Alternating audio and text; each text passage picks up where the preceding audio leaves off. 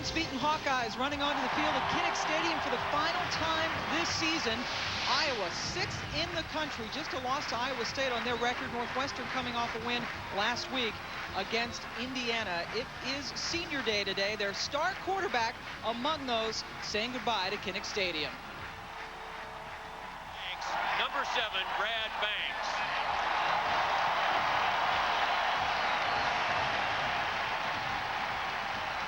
Banks with 20 touchdown passes this season. Welcome to Iowa City, Pam Ward, along with Chris Spielman. It has been 4 years now that Kirk Ferentz has been in charge at Iowa, and what a difference he has made. Well, he's done an excellent job of bringing Iowa back to prominence in the Big Ten, and how he's done it with recruiting and great players. Look, they go from 0 games when he first got here to wins in the Big Ten to fighting for the Big Ten title this year. Also, don't forget, this team believes they still have a shot at the national title if things go their way. And one reason why they have a shot is their defense, especially up front. Oh, you have the 2 guys up front that I love, Claus and Coles. 2 guys that not only great run defenders, free things up for the linebackers, but also get a great push on the interior pass rush. That defense has 31 sacks already this season. They are fired up in Iowa City. It is a gorgeous day. Temperatures expected to climb near 60 degrees. Northwestern won the toss but has deferred. So Iowa will receive the football first. And a little trickery off the bat. Northwestern trying the onside kick, and it goes against them. Iowa gets the football and will have it in terrific field position. That's Sean Considine with the big play. You know, a great call. They haven't had an opportunity to capitalize on it, but you got to make the play. That's been the difference between Northwestern this year, Northwestern years of past. When you have a chance to make a play, make a great play. I love the call, though. You're coming out with nothing to lose, try to win the game. Right here, that ball's deflected. Somebody's got to jump on it. You got to have people running to the football if you're going to onside kick. Great awareness by the Iowa defender to pick it up and take it down the field. Randy Walker with that gamble. Brian Huffman was the kicker, and here comes Iowa with the ball on the 25. Fred Russell not getting much as he is dragged down by Lauren Howard. First-year starter Brad Banks leads the country in passing efficiency. He does have 20 touchdown passes, just 4 interceptions. Freddie Russell back in the lineup, sat out last week against Wisconsin after he jammed his right hand in the win over Michigan the week before. And Russell is just 75 yards away from 1,000 on the season. He got absolutely nothing on that first down carry. Take a look at his alignment right now. He is 8 yards in the backfield. Why? Because he's so quick getting the hole. They want him to slow it down, giving him a chance to read blocks. One of the deepest guys you will see, and they give it back to Russell, and this time he is dragged down for a 5-yard loss. Colby Clark with the big play. The offensive line for the Hawkeyes, over 150 starts between them. I talked to 4 NFL scouts on the field before the game. This is the best offensive line in the country, along with the Georgia Bulldogs. And they have 4 seniors on that line. Northwestern's defense has sacked opposing quarterbacks only 6 times this season. Colby Clark coming up with that big play on 2nd down.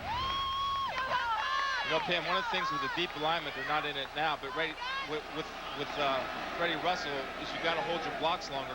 Stop penetration. That's his deep alignment there. So now on 3rd and 15, Banks all the time in the world looking and finding for a first down. Maurice Brown, a junior from Fort Lauderdale. It's a great catch by Maurice Brown. Even while he's on the ground, he's fighting to maintain control of the ball. Never loses sight of it. That's a sign of a great receiver. You see Brad Banks delivers a rifle shot a little bit behind him. Maurice Brown does a good job of adjusting the football. Ball was laying on his leg. Say, I'm not quitting on the play. I will not quit on the play. I will make the play. A good play by him. He was right where the first down marker was, too, so very aware of exactly how far he needed to go. He needed 15. He got 15. So now 1st and 10 from the 15. Jermel Lewis, the other running back, finding lots of space on the right side of that line. Defensive coordinator Greg Colby for Northwestern still looking for the right combinations at linebacker. Senior Vincent Cartea making his 2nd straight career start. And Raheem Covington is the only other senior starter for the Wildcats. He has 3 of Northwestern's 7 interceptions. This defense has got to play, keep them in the game and start fast early in the game. They can't get behind early. They are last in the Big Ten in total defense and scoring defense, giving up 40 points per game. Lewis, quick, into the end zone, touchdown Hawkeyes.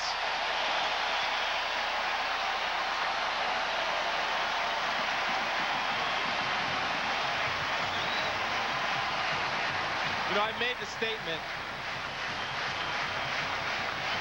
that this could be one of the two best offensive lines in the country, and you'll see why. Right here is guys are blowing people off the ball. Watch 72 finish blocks. See, guys are on their back. When you get grass stains on your back in the first drive, it can't be for a long day. It's a great job of the offensive line coming off the ball. Just blowing them off, cading in to add the extra point.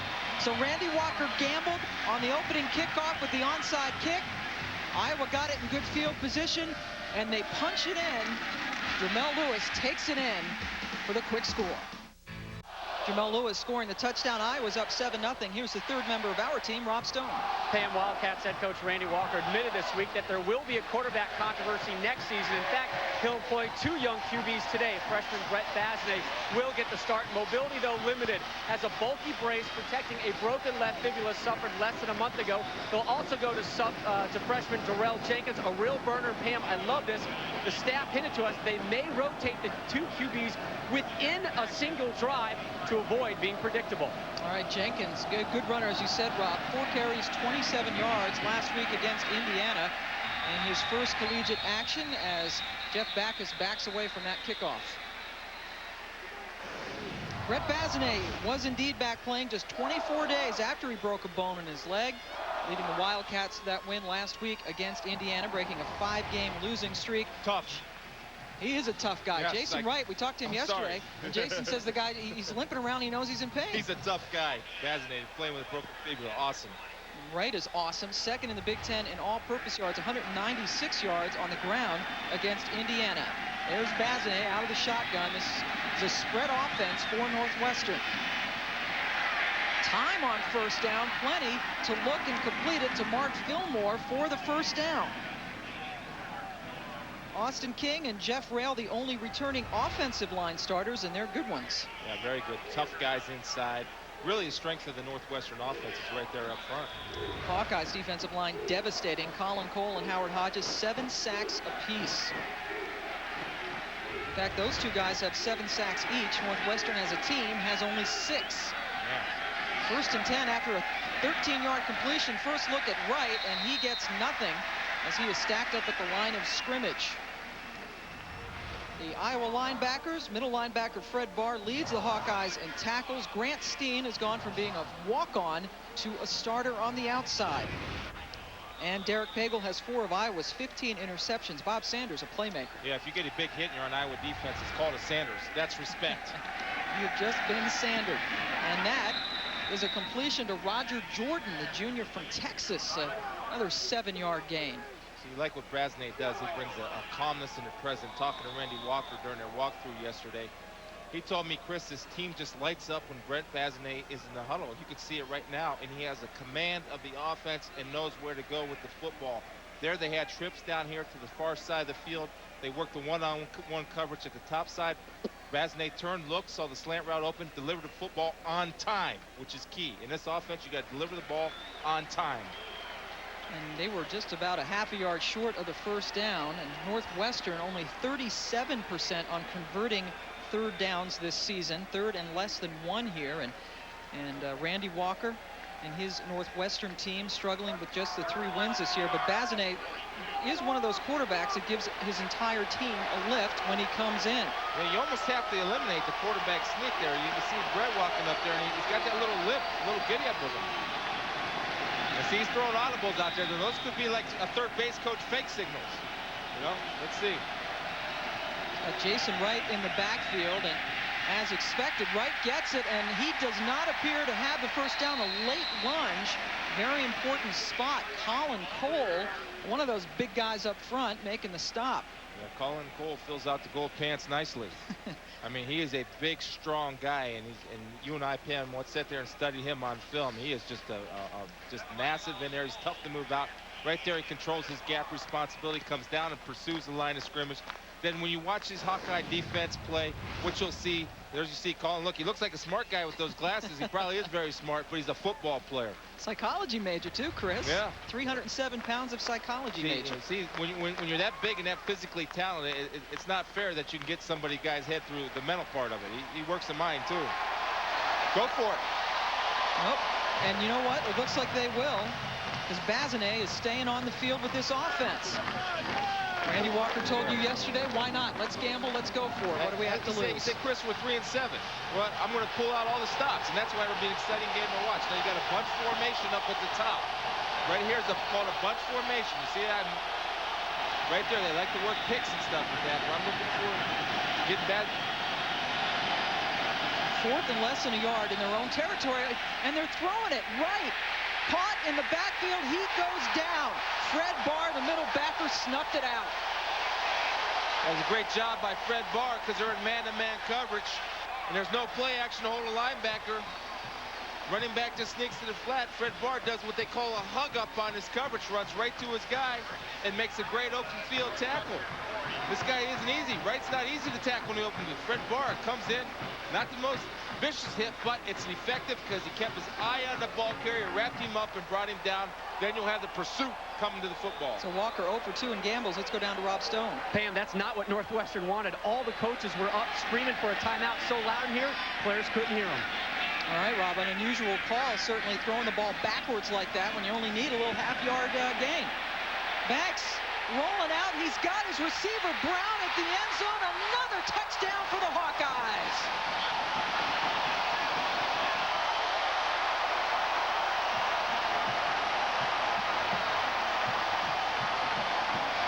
That is the 21st touchdown pass thrown this season by Brad Banks, as he creeps up on your former teammate Chuck Long on the career season list at Iowa.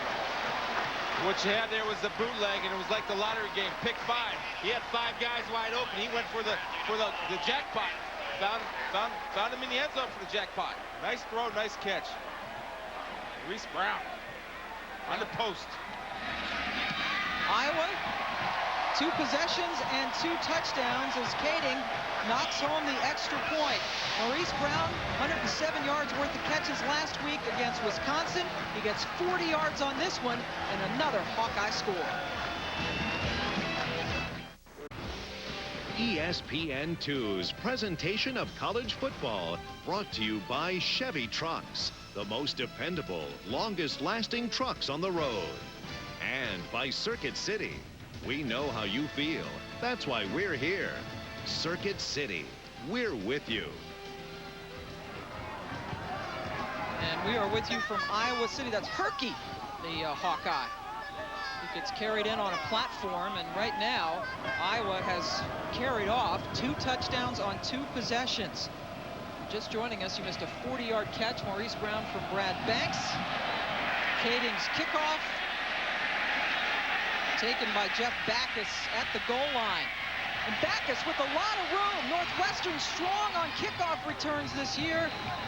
And there's an example. He's up near midfield. Let's check in with Matt Weiner. Matt. Pat, Pittsburgh feeling pretty good about themselves after the big win over Virginia Tech, but Temple bringing them right back down to earth. Tenardo Sharp's 5-yard touchdown and hit down on their home field, 7-0. Boy, always the danger of a letdown after such a big win last week, and that was a 49-yard kickoff return by Jeff Backus. Northwestern second in the Big Ten in kickoff returns. Iowa is number 1. So good field position, just shy of the 50. Bazinet over the middle, low to Mark Fillmore, and he was able to gather it in. Good catch.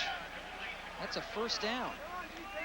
You mentioned the kickoff return yards and a turnaround, obviously, for Northwestern from last year when they were one of the worst in the country. Yeah, and the big reason they got 2 of their top playmakers, Jeff Backus, the starter at wide receiver, and of course Jason Wright, the starting running back, put the ball in their hands as many times as they can, give them an opportunity to create field position. Wright actually has a 100-yard return for a touchdown earlier this season, and there is Jason Wright finding a little bit of room on the right side of that line.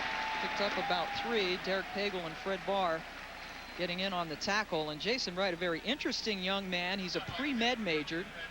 said he considered Cal and Stanford. Ty Willingham wanted to make him a defensive player. He said, I never played defense in my life. When we chatted with him yesterday, he said, I'm going to play over there. So he came to Northwestern and has done quite well. Second in the league in the conference in all-purpose yards behind Larry Johnson. Bazinet to Roger Jordan, and they're finding those short passes with success. He is up close to the first down marker. Well, this is where I was ranked last in the country, I believe, in pass defense, or close to the bottom of the barrel in pass defense. That's because their run defense is so strong. But Northwestern realizes that the run is just going to be a diversion for them today. If they want to move the ball, they got to hit the short passes like they're doing, because Iowa is a big zone team. And Bazinet's making the correct read. He's delivering the football where it needs to be thrown, to the weakness of the zone. Very savvy. Remember, he's only a redshirt freshman, Brett Bazinet. Time again. Coverage is good, so it goes underneath and throws it away. John Schweigert was near there. Let's go to Matt Weiner. Pam, NC State and Maryland loser probably out of the ACC race. Phillip Rivers draws first blood, looking for Jericho Cotchery. He's got it from 32 yards. Rivers ties the school record for touchdown passes. NC State takes a 7-0 lead. Thank you, Matt. That should be a heck of a game in College Park this afternoon. Second and 10. Bazinet 5 of 6 so far for 37 yards. And that one is completed to Kunle Patrick. Close to another first down for the Wildcats. He's caught that one in front of Antoine Allen. Yeah, first of all, great job by the Northwestern offensive line holding out the big front four of Iowa. And you see Brent Bazinet very patient. You saw the tail end of that right there. Threw a rope to Kunle Patrick on the sidelines. It was a great break by Allen, but Patrick was able to bring it in, concentrate, knowing that he was going to get hit. And with that catch, he is now tied a Northwestern record, catching the ball in 33 straight games. Dwayne Bates did that from 95 to 98. Now Patrick's tied him. It was a first down. Bazinet going the other way against the grain to Wright. And Jason Wright is shoved out of bounds at the 13, picks up 7. Now, Jason Wright is deceptively fast and deceptively strong. Now, remember, he was a wide receiver coming in. That time they set up the screen well. Fred Barr, coming from his middle linebacker position, had the angle on him, but Fred didn't close the gate in front of the ball. He closed the gate behind the ball. You're tackling with a half a man. You close the gate in front of the ball, you tackle with a full man, bringing all your power with you when you deliver the hit. You need a full man to get someone like Wright down. Second and 3 after that 7-yard gain. Noah Herron with the handoff, or gets the handoff, and he is inside the 10. Should be another first down for Northwestern. Well, Jason Wright's a complete football player. Now, not only is he a runner, but also what he does is he becomes a lead blocker. And watch what he does right here. This is out of a split back. Jason Wright's going to come in and take on Fred Barr, the middle linebacker.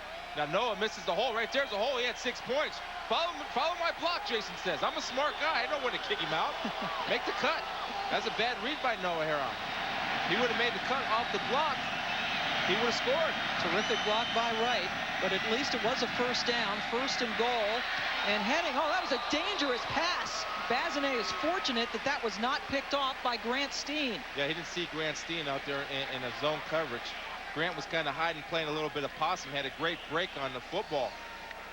You see, there's Brett now. He's throwing the ball where he's supposed to on the outside, but he didn't see Grant Steen. Grant Steen makes a great break on the football. He catches it. He's going the other way because Bazinet wouldn't have caught him with that gimp leg he's got going on. Steen has 3 interceptions. He got them all in the game earlier this year against Indiana. Almost had a 4th.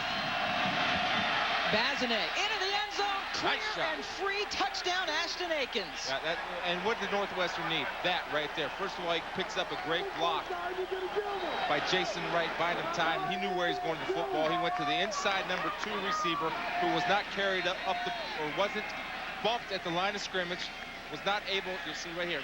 See, nobody bumped him. He's running free. That's tough pressure right there on that guy. He can't get him. He's running free. Bazinet saw that nobody touched him off the line of scrimmage, didn't disrupt the timing of the route. Bam, through strike. Akins' second touchdown catch. David Wazalewski into the extra point. Kicking has been an adventure for this Northwestern team. Wazalewski's missed 7 straight field goals, missed an extra point last week, but he nailed that one. Great try for Northwestern. They cut the lead in half. Cheeseheads in Wisconsin. How about a corn head in Iowa? Why not?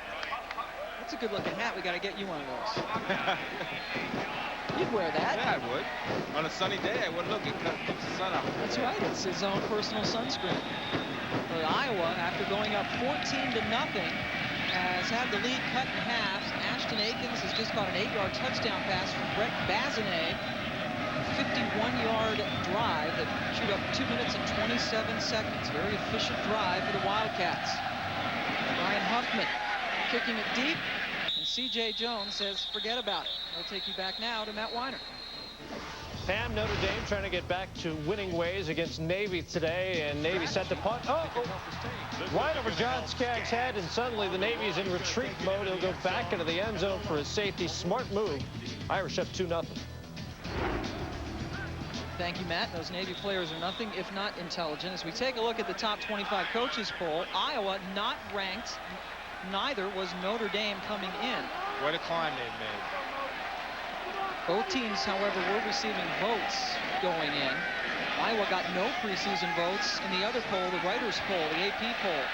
Banks, nifty on his feet. And on first down, he picks up about 4. In the ESPN USA Today coaches poll, we take a look at it again. Iowa going from nowhere to number 6 in the country. And the big question, of course, is the BCS. Miami is not first in the BCS, but third. Oklahoma's first. Ohio State is second, and things will fluctuate. Notre Dame will be hurt today because they're playing Navy. Yep.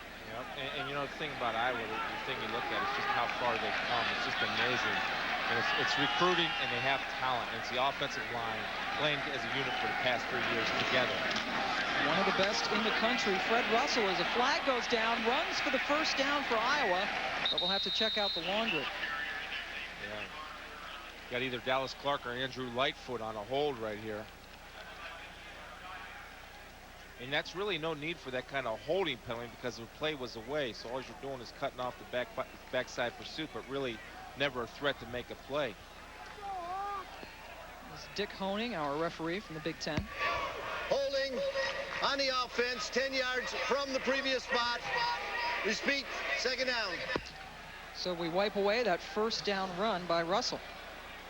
That's Dallas Clark.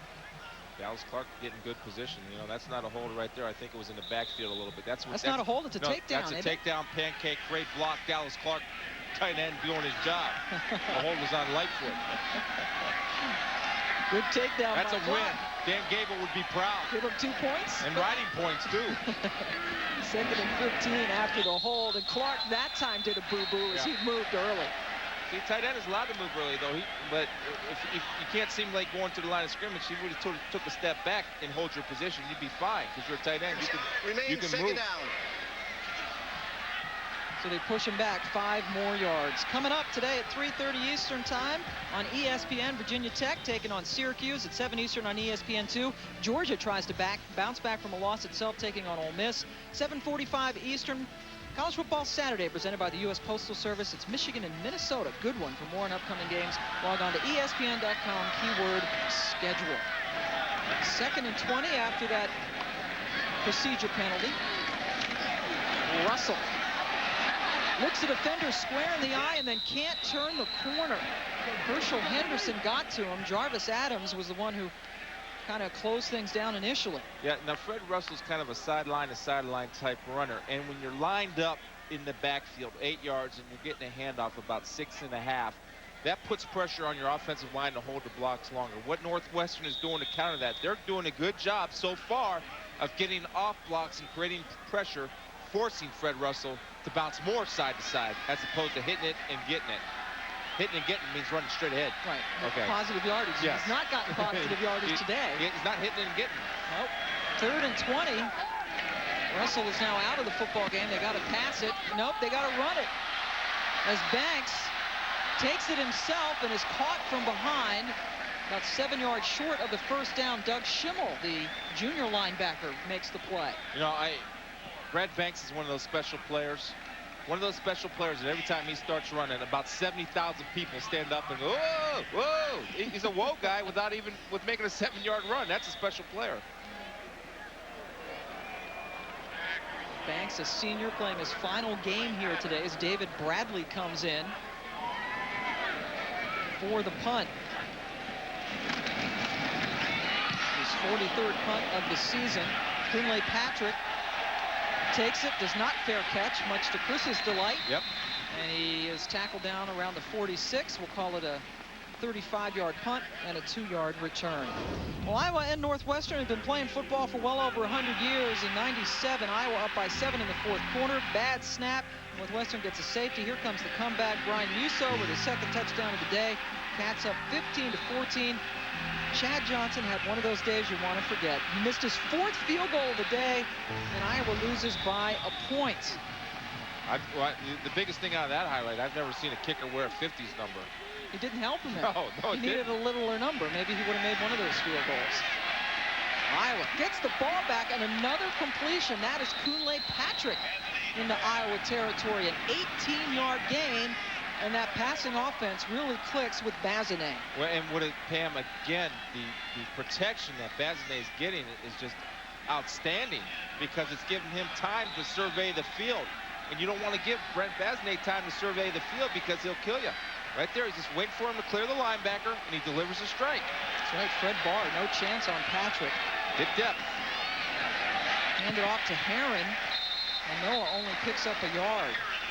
Bazinet so far 9 for 11, 80 yards, and a touchdown.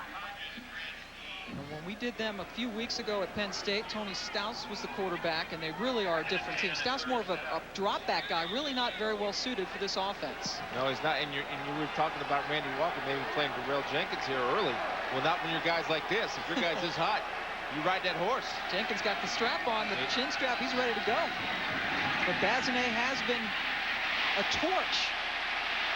And that time he decides to run. Picks up about 4, and remember he is running with that brace on that left leg. And you watch when he takes a snap, he kind of hops and puts the pressure on his right leg to get his feet set. Then he'll set his left foot down. Watch when he takes. See, there's a little hop right there. You see that little hop? Now I'll tell you what, this is the guts of a man right there, being able to suck it up and run that and going to take a hit. Man, 2 weeks with a broken leg is just outstanding. He took a tough pill, obviously. A big old tough pill. 3rd and 6. Bazinet, a lot of contact, but no penalty flag. Let's go down to Rob Stone. Oh, Pam, you two guys are talking about that little hop in Bazinet's step. He also doesn't know how to slide. You know, the coaches are saying he's such an athletic kid that he's never had to do that to protect his legs. So last week he was kind of taking those 2-step knee rolls and ankle rolls and stumbling into a slide to get away from those big old linebackers. He never played soccer and did the sliding tackle in soccer, or obviously not much of a base runner in baseball either. You got to know how to slide if you're a quarterback if you want to survive. How about going for 4th down again, Chris? I love it. Why not? 3 and 7. Second time they've tried it today. They were unsuccessful earlier in this quarter. Bazinet, almost. That was Kunle Patrick, had it in his hands and was unable to gather it in. That's a big series for Iowa. Certainly Northwestern had some momentum going. That's a drop pass, and it goes back to the point that I made at the beginning of the game. When you have an opportunity to make plays, make a play. Right here, he delivers another strike to Kunle Patrick. Now, people say, well, that would have been a tough catch, Chris. No. The rule is hands on ball, catch it. That's the receiver's rule. That's a good, well-thrown ball. He's got to bring that in. And he had it initially, too. It looked like he might have taken his eye off of it as he saw the defender flash near him. Would have been a good catch for Patrick, but instead, the ball goes over to Iowa. You got a big split right here by Dallas Clark. They like to do that to get him out in a route. Instead, Russell gets it, and he picks up about 4. Let's go to Matt Weiner. All right, Pam, we showed you Temple's touchdown to give them a 7-0 lead at Heinz Field. The Pittsburgh Panthers pit right back in it. Rod Rutherford to Chris Wilson, 14 yards for the touchdown. Panthers have tied this thing up at 7 apiece. Matthew, Pittsburgh wanted pulling off those upsets last week when we had 4 of 8 unbeatens taken down. 2nd and 6 for the Hawkeyes. We're up 14-7. Russell juking, jitterbugging, and heading towards the 1st down marker.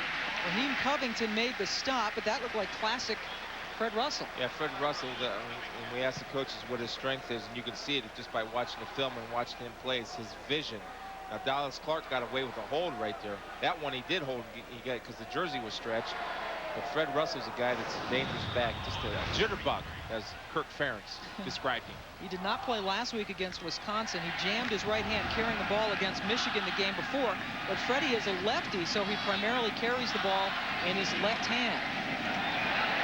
Up the middle, that's the fullback, Edgar Cervantes. And he picks up the first down. 7 yards for Cervantes.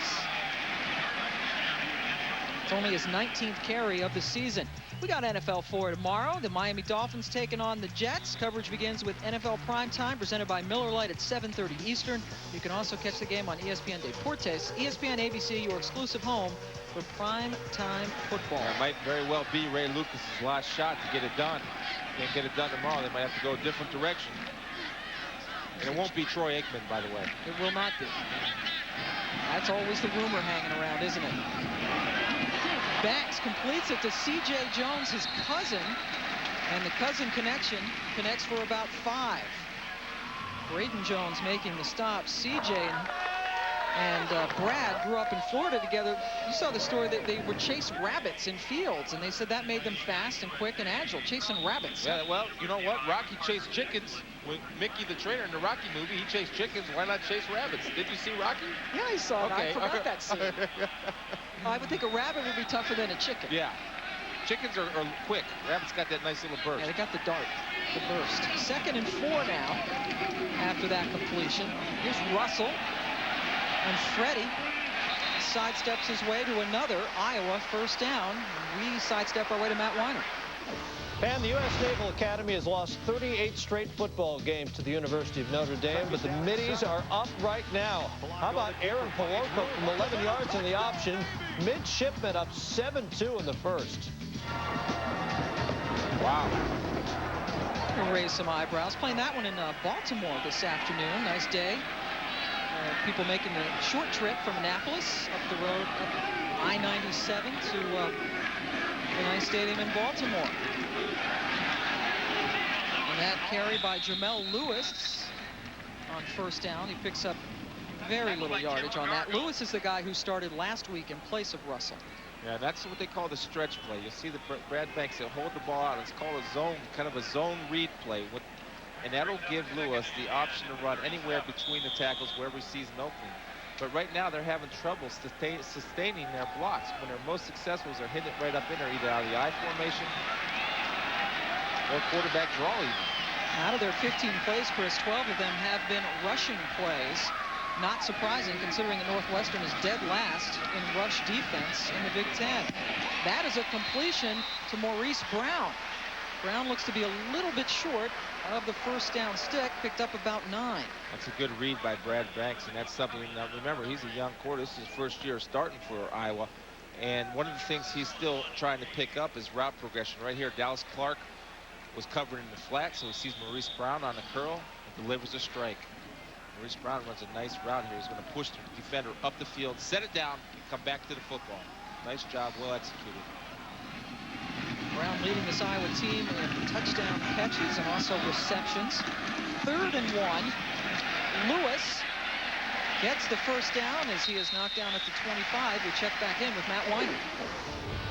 And Texas figures to have an easy day with Baylor today at home, and so far that's the way it's gone. Chris Sims up top to Roy Williams. Looks like he's finally back from that hamstring injury. This will go for 74 yards and a touch. Horns up 7-0 on Baylor. Kevin Steele finishing out the season for the Baylor Bears. That's a weapon for Chris Sims to have, isn't it? I'll tell you. The natural. Roy Williams back there. It could be a long day for Baylor. It's Texas. A lot of people like Texas's chances of maybe sneaking in. Boy, there's nifty running by Russell. Picked up 6 yards on that.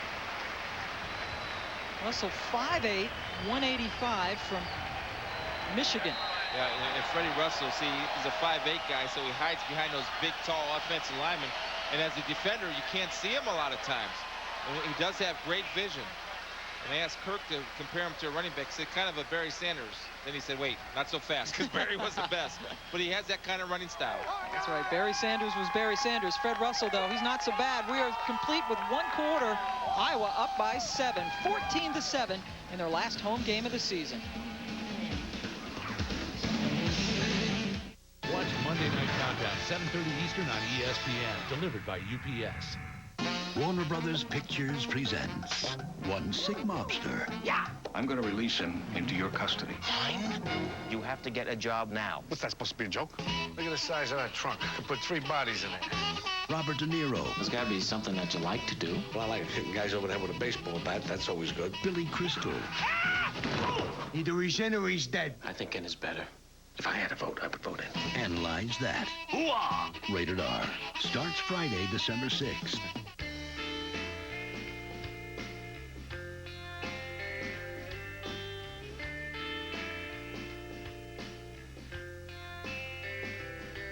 Become a member, Starwood Preferred Guest, at Weston.com.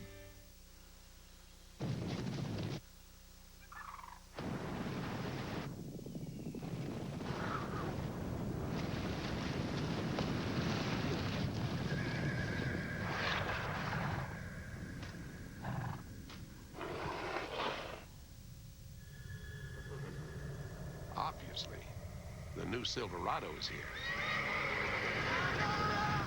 Silverado, the truck from Chevy. Red is the color of passion. My hot Magma Clip-It cover is red. He's in the hot tub with a girl, and they're naked. You do the math. What does your phone say about you? Dead meat. You're the best. You're the best. Come on, Sergeant.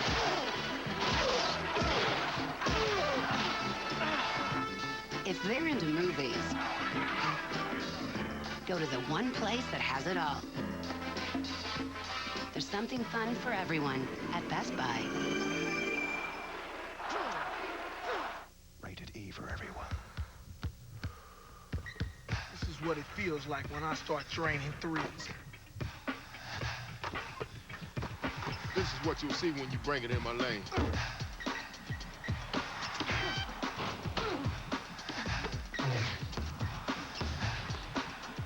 This is what it feels like to be dunked on. This is what it feels like to play in the NBA. NBA 2K3. One of the nice things about Iowa City, they have a pedestrian mall right downtown with nice shops, cafes, places to eat. And there's a good shot, man. It is a nice day in Iowa City for November 9th. Temperatures in the upper 50s. Here, the 10th play of this drive, the first play of the second quarter for the Hawkeyes. And Banks gives it to Russell, and Fred is bottled up a little bit short of the first down. And inside Kinnick Stadium, Pam Ward along with Chris Spielman. And Northwestern, if you're just joining us, took a shot. Opening kickoff, they tried the onside kick, and they also went for it on 4th down. You know, I think they have to have a chance to win this ball game. They got to take shots. They went for it on 4th down twice. They weren't successful. But don't look for them to change. If they want to stay in it, they got to gamble. They're 3-7, nothing to lose. Randy Walker pulling out all the stops so far, and Kunle Patrick on 4th down, the second 4th down, should have had a first down, but was unable to hold on to it. As Cervantes, the fullback, gets his second carry and a first down for the Hawkeyes. Here's Matt Weiner. All right, Pam, elsewhere in the Big Ten today, Illinois into Camp Randall, and they break the wrapper. John Butcher to Greg Lewis. Got him in the back of the end zone, just got in 36 yards. The Illini up 10-3. Meanwhile, Ohio State and Purdue have swapped interceptions this game. Boilermakers have cashed in with a field goal, and they're up 3-0 in West Lafayette. Thank you, Matt. A lot of people thinking that Purdue trip is a dangerous one for that Ohio State team. Now they are down in the first quarter. First down here from the 13. Russell using those feet to change direction. Can he turn the corner? Terrific tackle by Raheem Covington. Just got a nip of that ankle. Yeah, Raheem, the senior leader of this Northwestern defense, did just get an ankle. Got him by a shoelace. watch, you'll see Fred Russell right here, and just being able to have confidence in his ability to make moves, just shake and bake, shimmy shakes. There he goes, trying to get to the sidelines. But Raheem Covington coming up and getting down open field. They won first down there. That's one thing Northwestern hasn't done so far this game, is on defense at least, is win the first down. Now the 13th play of this drive, which has gone well over 5 minutes. Russell trying something up the middle that time, and not much room. David Thompson, redshirt freshman from Rockledge, Florida, closing in on him. Yeah, that time David Thompson did a good job of disengaging, took care of his gap responsibility, disengaging blocks, falls back in, gets a hand on him to bring him down. And boy, this Northwestern defense, much maligned in the Big Ten. They're last in total defense, last in scoring defense, and last in rushing defense. But yes, they are first in pass defense. Well, that's deceiving, because teams have been so successful running ball. In fact, I believe Purdue only threw the ball 10 times. Exactly 10 times. A spread offense throwing the ball 10 times. Joe Tiller was amazed at that stat when he looked at it. Didn't need to throw it. Now 3rd and 7. Banks takes off on his own, looking for the end zone, and he walks in. Another Iowa touchdown.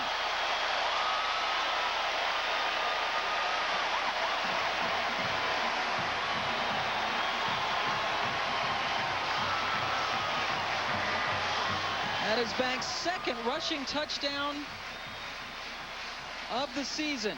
Yeah, yes, you see right here, Brad, it's quarterback draw all the way, because he never takes his eyes downfield. They're looking for open holes.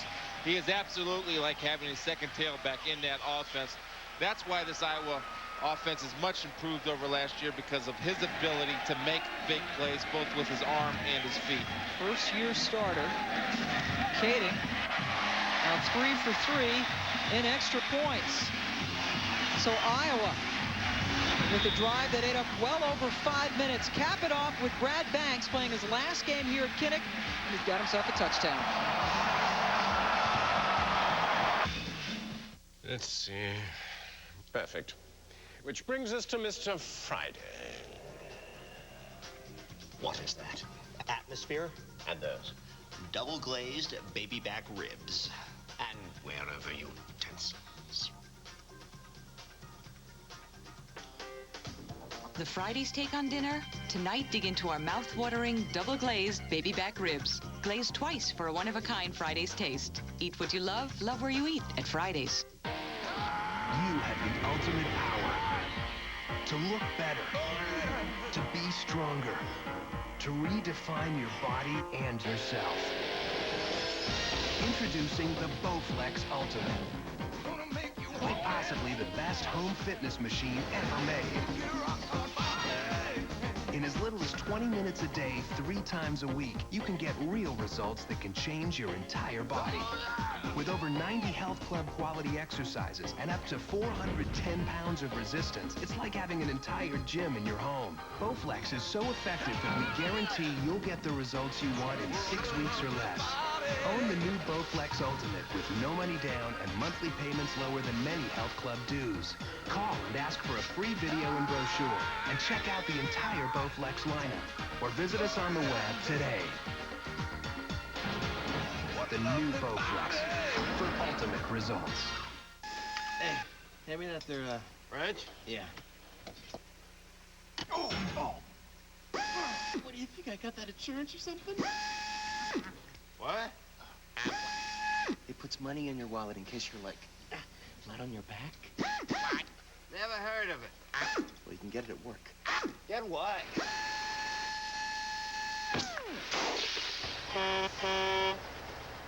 Aflac. Ask about it at work.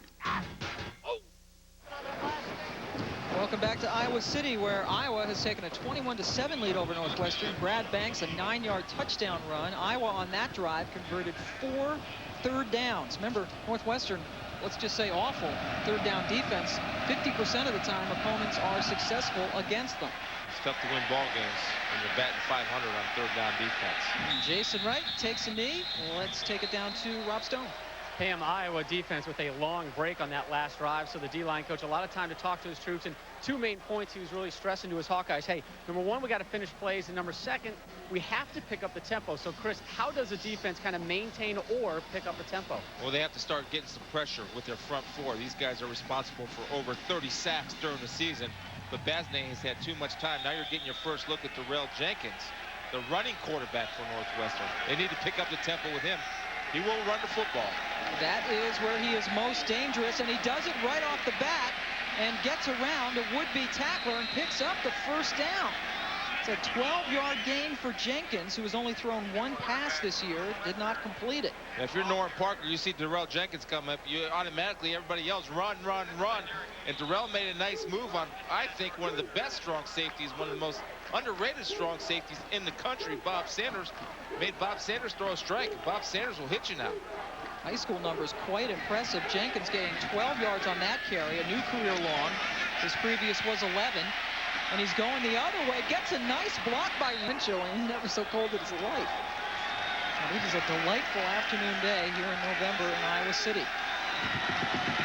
1st and 19. They take it back from the spot of the foul, not the line of scrimmage.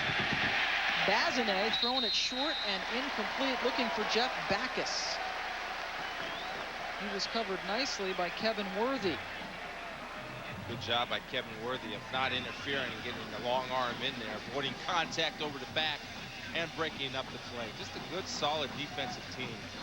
And it starts with the front four. Their front seven, that was something Jason Wright mentioned yesterday. He said, man, their whole front seven is something. Because you just see the front four on tape and you get a little itchy. You get mesmerized. I mean, really, they're that good. Penn State has a great front four. Ohio State, this is as good as anybody in the Big Ten. And that time they get a lot of pressure on Bazinet, who somehow gets it away and complete to Kunle Patrick for a 12-yard gain. Well, let's go back to Matt Wyman. And Notre Dame on the comeback from their first loss of the season, taking on Navy today, and down 7-2, but knocking on the door. Tom Lopiensky goes high, up and over. Irish up 9-7. Thank you, Matt. Notre Dame among those unbeatens before last week, trying to bounce back. 3rd down conversions.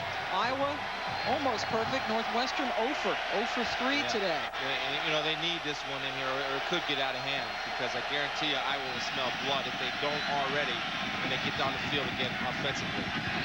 Bazinet, there's a break by Schweigert, and he found him for a first down. That was a nicely timed play between the two.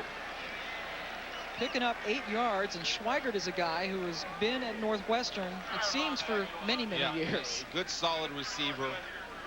Has the speed to get downfield, but very precise. That time was a nice route. He came back, went beyond the sticks, comes back. Bazinet delivers a strike on the outcut. It's John's first catch of the day. This is his 41st career game, 25th start for Northwestern. And that was a big first down, the first 3rd down conversion on the day for the Wildcats. Herron gets around the corner, breaks a tackle, breaks another one, and lunges forward to the 37. That's a hard-fought 6-yard gain. That's a nice run by Noah Herron. Again, not being brought down. Iowa came with pressure that time. Grant Steen hit the gap on a run, which was a run blitz. You see Noah Herron right here. Make Grant Steen miss. Right there, Grant's got to close the gate in front of the ball. Fred Barr misses, but Bob Sanders comes in.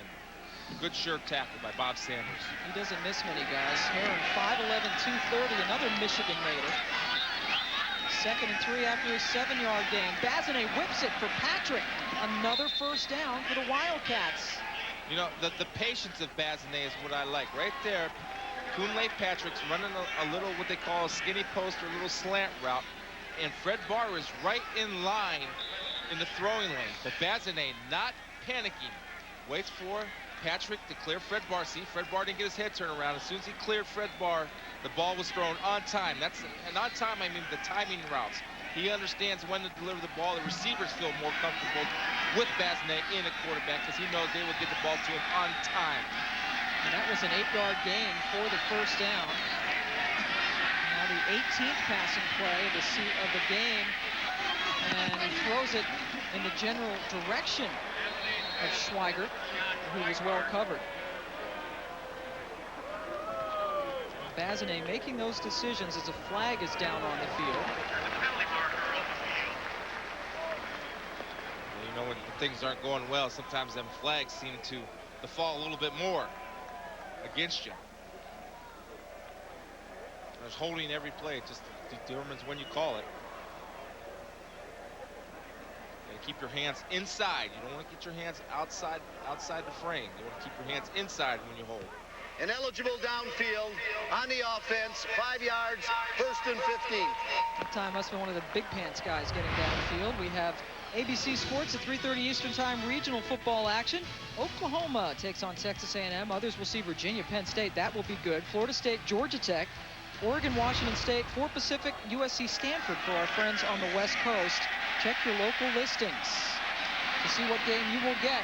Jason Wright gets a first down as he is corralled by Sean Considine. 16 yards, though, for Jason.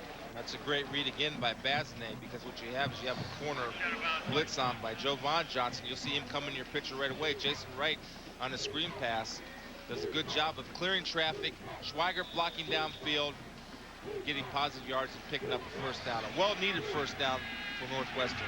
Wright coming in with 20 catches on the season, averaging just under 20 yards per catch. And that big play gives him a first down in Iowa territory. 18, Jason Wright takes it right up the gut, close to another first down. Here's Matt Weiner. Bank check-in once again on Maryland and NC State. Wolfpack dominating this game, but then the Terps handed off to Steve Suter. A little reverse, and look at him go. Suter separating. That's a 64-yard touchdown run. NC State's lead cut in half. Meanwhile, Purdue up 3-0. Ohio State has just punted the ball away again. All right, Matt, both of our alma maters down, but boy, Steve Suter is such a dangerous weapon for Maryland. He's got, I believe, 4 punt returns for touchdowns this year.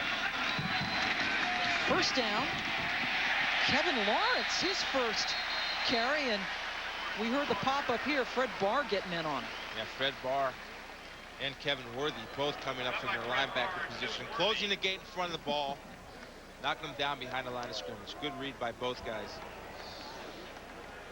See right here, it's the same play they've been running. Fred Barr just shoots the gap from the backside. Kevin Worthy just fills it from the inside. That's a 1-2 shot. Well played, linebackers. Way to fill.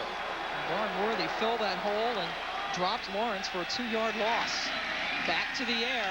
Bazinet in the crossing pattern to Patrick has been his favorite target today, and that's another Wildcat first down. Yeah, and with Bazinet at the controls, look, the running game is just a diversion. Once in a while, you'll give to Jason Wright just to keep the defense honest, to set up the short passing game. Boonley Patrick again on the slant. Ball delivered on time, gets in front of Bob Sanders. Bob Sanders got his feet stuck in sand a little bit. You got to make a break. Go ahead and make a break. Read the route. Patrick moving his way up the Northwestern career list. He has 5 catches today, came in 7th in Northwestern history with 127 career reception. Blitz coming, Bazinet gets it off. A flag is down as Schweiger was hit by Antoine Allen. And Northwestern's going to get away with one because Schweiger ran the wrong route. He ran right into Antoine Allen. Schweiger was supposed to run outside. He ran inside. He had a misread, but Bazinet threw it right when Schweiger and Allen met. They get away with that because of the misread by Schweiger. So that's a break for Northwestern because they had a mental error on offense. They still get the yards because of the interference. You see it right here. Now they're coming on the blitz, so he knows he's going to throw hot. Schweiger's supposed to run out there. He runs inside. And he runs right into the corner. The corner's just holding his ground. That ball was not even close to being catchable because his head wasn't even turned for it. That's how I knew it was a misread on Schweiger's part. He's got to read the hot. Antoine Allen, just a redshirt freshman. He's starting back there as a corner all season for this Iowa team. After that penalty, it's now 1st and goal from just inside the 10. Herring picks up maybe a yard. Let's go back to Matt Weiner. And Chris Sims and the Longhorns picking apart Baylor, as you might expect. Sims 5 for 5, 98 yards, 2 touchdown passes. This is the second of the 2 to B.J. Johnson. Horns up 14-0 at home. Matt, Texas is 4th in the BCS standings, and this game obviously against Baylor won't help them much as far as strength of schedule is concerned. Now the guy that's not a threat down here as far as running the football is right there. Their quarterback, Bazney, because of that cast on his leg, so the quarterback draw is eliminated, or the quarterback counter eliminated. Something that Jenkins could give them down here, but they're going with Bazney. That ball is tipped away, looking for Schweigert, but Bob Sanders made the play. Yeah, that ball was thrown behind Schweigert. Again, he knew where he wanted to go. He's running to the end line and running an in route. Sanders does a good job of stretching out right here. You see they're going to run. Now, nobody's jamming the number 2 receivers, but Sanders takes a good speed turn and does a good job closing on a receiver, getting in front of him. If that ball was thrown out in front where it should have been, 6 points. Sanders all first team all Big Ten last year. 13th play of this drive coming up now. 3rd and goal from the 9. 3 receivers in for Bazney. Going in the corner of the end zone, and he throws it over Kunle Patrick.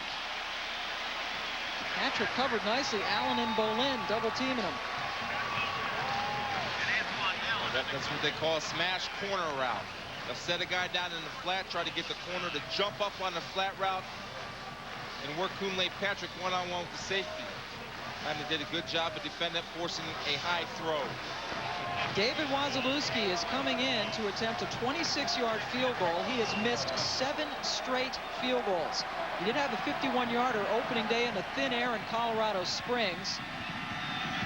And this one right in the middle of the field, and the drought has ended. Wazalewski had missed 7 straight, Northwestern 8 straight overall as far as field goals are concerned. It leads 28-10 Iowa. Welcome back to Iowa City. Randy Walker's team has cut the lead to 28-10 thanks to a field goal by David Wazalewski, a 26-yarder, as Northwestern tries to claw its way back into this game, playing the 6th-ranked team in the country, a team, Iowa, whose one loss came earlier in the season to Iowa State.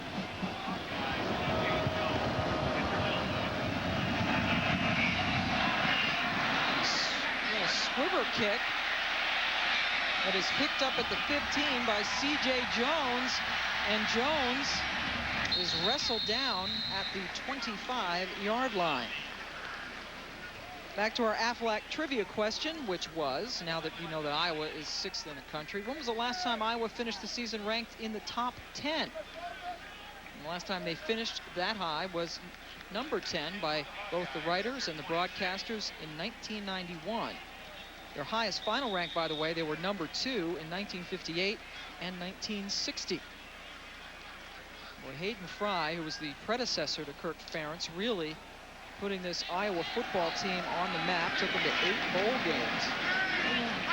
Ferentz did when he was his O-line coach under Fry. Russell breaking free into the Northwestern secondary. First down, dragged down at the 40. Here's Matt Weiner. Pam, Anthony Davis has not played for Wisconsin after being stabbed last week. So Dwayne Smith in for the Badgers and into the end zone from 7 yards out. He has 94 in the day in the early going, and Wisconsin on the board, 17-13. All right, Matt, Illinois is the team that Northwestern will finish up its season against in 2 weeks. They're off next week and then close it up against the Illini. A lot of those in-state rivalry games. Russell again, showing the speed. Boy, he burst through there, down into Northwestern territory. 18 more for Fred. Now, let me tell you what they're doing now. They're going to set up their bootleg. That's the same formation they run their bootleg. Brad Banks is coming up and looking for the 8th man in the box, which is usually a safety. He'll describe where the 8th man in the box is, which is right here. Then he'll call the audible away from the 8th man in the box. They have the option to run one way or another. They'll always run it away from the safety. He's just coming up, identifying where the safety is and making a call out there. Mark Roush is the safety up there that time. Here he comes again. He's going to look at him again. 55 yards and counting for Russell with that. Banks appears to be changing things up at the line. Russell, huge hole right up the gut of that Northwestern defense. Another Iowa first down and another visit from Matt Weiner. And Boston College still without a Big East win, and they'll do well to get one at West Virginia, but down 17-0. Brandon Brokaw changes that in from 3 yards out. It's now 17-7 Mountaineers. Thank you, Matt. Fred Russell, a well-deserved hand as he comes off the field. Well, no, let me show this gallery right there. You'll see him at the end. He's the left tackle. Out of all the offensive linemen, many people think he's the most talented. And he's only a junior. That's scary. That's saying something when you're the most talented out of that group. And Jamel Lewis in for Russell. Picks up about 3. That offensive line for Iowa. 4 seniors, that 1 junior in gallery, and Russell taking a break. And boy, the talent and the way that this team is developed. They were all on this team when they were 1-10 in Ferentz's first season back in '99. And you know what? And when you're 1-10, that's less of a reason to worry about a letdown if you're head coach, because these guys have been at the bottom of the barrel before. They don't want to go back. That's right. They use that as motivation. Lewis in motion. The running back now split wide to the right as a receiver. Banks going underneath to his tight end, Dallas Clark. And Raheem Covington is able to bring him down at the 20, but 6 yards for Clark. So Ferentz coming back to Iowa. He was an assistant under Hayden Fry, helping them to those 8 bowl games when he was an assistant, and it has been a steady climb for them. Yeah, you look at that, and that's a coach believing in his system, saying, guys, hang in there, we'll get better. Follow me, I will lead you, and he certainly has over the past 4 years, because he has a system and he never wavered from it, even when it wasn't successful. They are very successful, obviously, this year, just the 1 loss. Banks taking it himself towards the end zone. 2 rushing touchdowns for the senior. Yeah.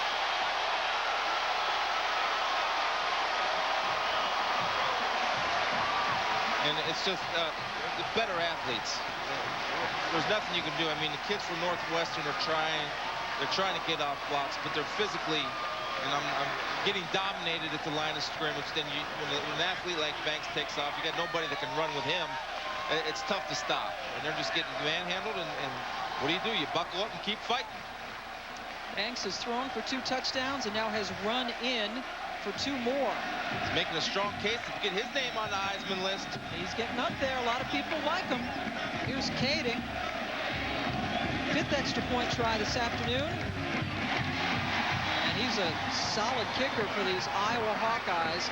The lead is up to 35-10 as Brad Banks saying goodbye to playing in Iowa City in grand style. Welcome back to balmy Iowa City, where Iowa leads Northwestern 35-10. More football coming your way today at 3:30 Eastern time on ESPN. Virginia Tech takes on Syracuse, and at 7 Eastern on ESPN2, Georgia and Ole Miss. Then the U.S. Postal Service brings you a Big Ten matchup, Michigan in Minnesota at 7:45 Eastern time. For more on upcoming games, log on to ESPN.com, keyword schedule. Always interesting to see how teams bounce back in Virginia Tech. In Georgia, tough losses last week. Well, Georgia and Florida, a rather sloppy game. Georgia now has to win its last 2 games to assure itself a spot in the SEC title game. Jason Wright gets hit head on short of the 15-yard line by Meyer Roberts. Yeah, Roberts coming down there on special teams. Number 7. You would think that would be Banks. No, that's Roberts. See, you're allowed to have 2 numbers. Right. As long as you're not on the field at the same time. Get that rule asked a lot. There's alternate numbers, and you know Banks wouldn't be out there doing it. Jeremiah Roberts is listed also as a 3rd-string free safety, a junior from Port Arthur, Texas. And the other number 7. Yeah, look at that. Those numbers. That's efficient. He's accounted for 4 TDs already. It's winning football, Mr. Banks. There's still over 2 minutes left to go here in the first half. Northwestern scored a field goal in its last possession. This offense has to keep it in games. Defense doesn't help much. Good escape by Mark Fillmore. It was no wrap that time, huh? Oh, he tried to wrap him, but Fillmore ducked the wrap. He avoided the wrap. Kevin Worthy went to hit him high. Fillmore saw him coming, ducked it the last time. Watch Kevin Worthy. He's playing a good job. He's in great position. Fred Barr says, here he comes. Bam! He tried to wrap him. That's great balance and way to take a shot, Fillmore. Nice. You like to see that in your receivers. Fillmore kind of made himself small on that play as Wright gets up close to the first down. You know, and watching this Northwestern football team, offensively, they're a good offensive football team. They have the ability to move the football, but defensively right now, they're just undermanned. They're young. and they're struggling bad, and they're limited to what they can do scheme-wise because of their youth. Just the two senior starters on defense. Bazinet high over Schweigert, but he threw it right to Kunle Patrick. Flag is down, however, in the Northwestern backfield. And it compounds Northwestern's problems is the flags today, and they're not small penalties. They've been getting big, huge penalties. Howard Hodges was coming in hot pursuit. Holding on the offense, 10 yards from the previous spot. Repeat, first down.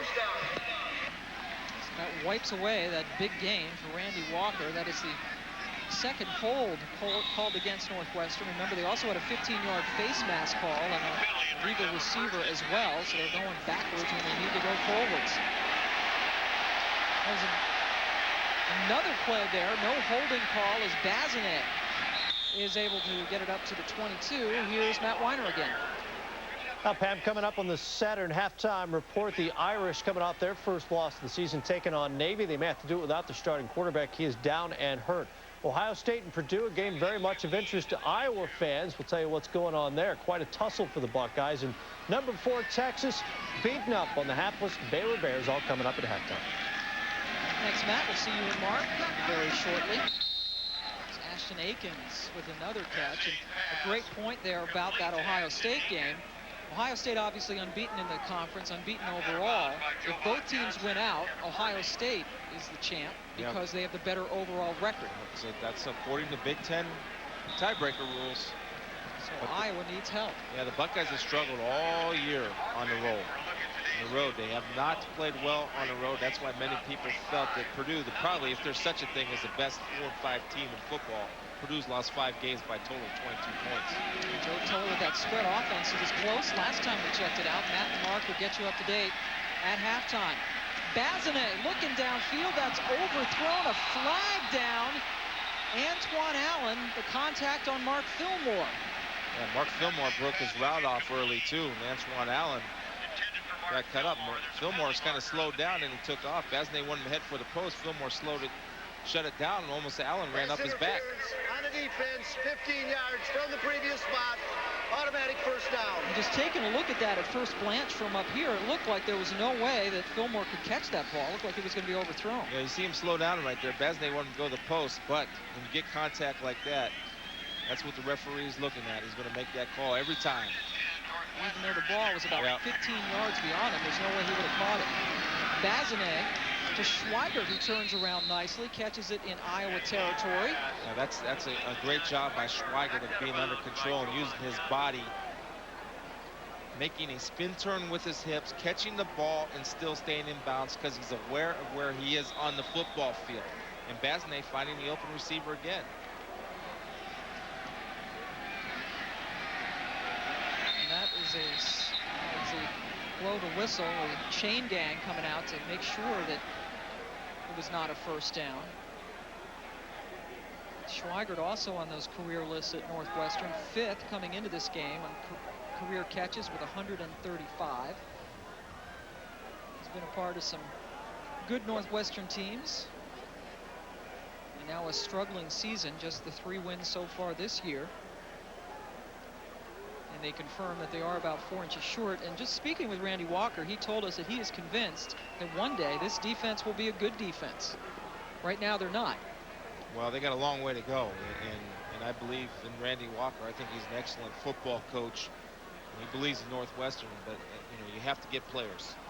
Right now they're a little undermanned on defense. It's not trying to be mean, but just look at the physical difference, not only in size but speed and quickness compared to this Iowa offense. They're not even close right now. A lot of work to be done on the recruiting side to get that defense on par with this offense, which is really a lot of fun to watch with Bazinet in charge. 2nd and inches, and Bazinet to the air, completes it for the first down to Jason Wright. See, there's no panic in Bazinet. There's great patience and toughness, obviously, because even with that broken leg 2 weeks ago, he is still buying time with his feet. Now, he's not going to make a big, long running game, or they're not going to call a play designed to run for Bazinet, but he has the awareness to buy himself time. And Jason Wright, knowing where to go on the outlet, runs a little option route, just delivers the ball. Easy first down for Northwestern. Bazinet with a touchdown pass today. An 8-yarder that he threw to Ashton Akins back in the first quarter, cut the lead to 14-7. Does a smart thing there by just falling on the football after a bad snap from Austin King. Good timeout by Northwestern to try to get some type of point. 16 seconds left. So they lose 10 on that play. Randy Walker is going to try to cook up a way to get a score before the half ends.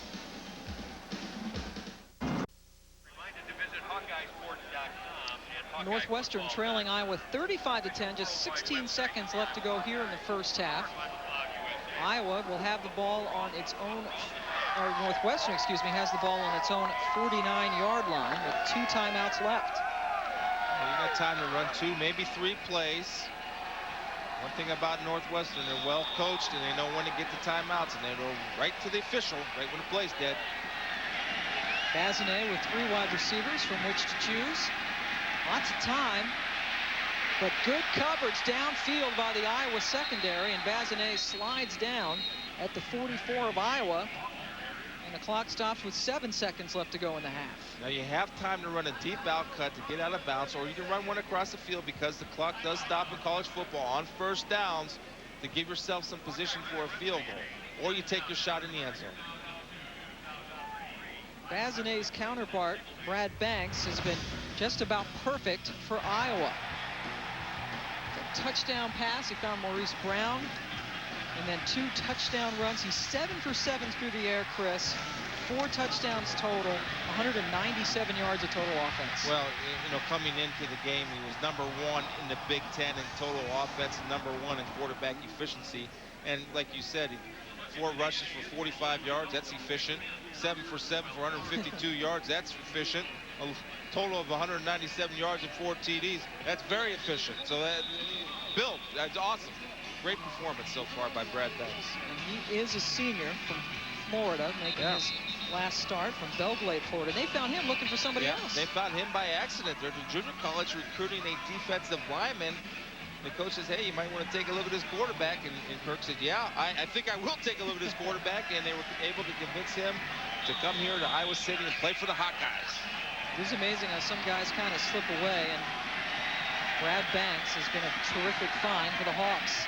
Perhaps the last play of the first half, Bazinet, that is picked off, intercepted by Scott Bolin, and that will end the first half.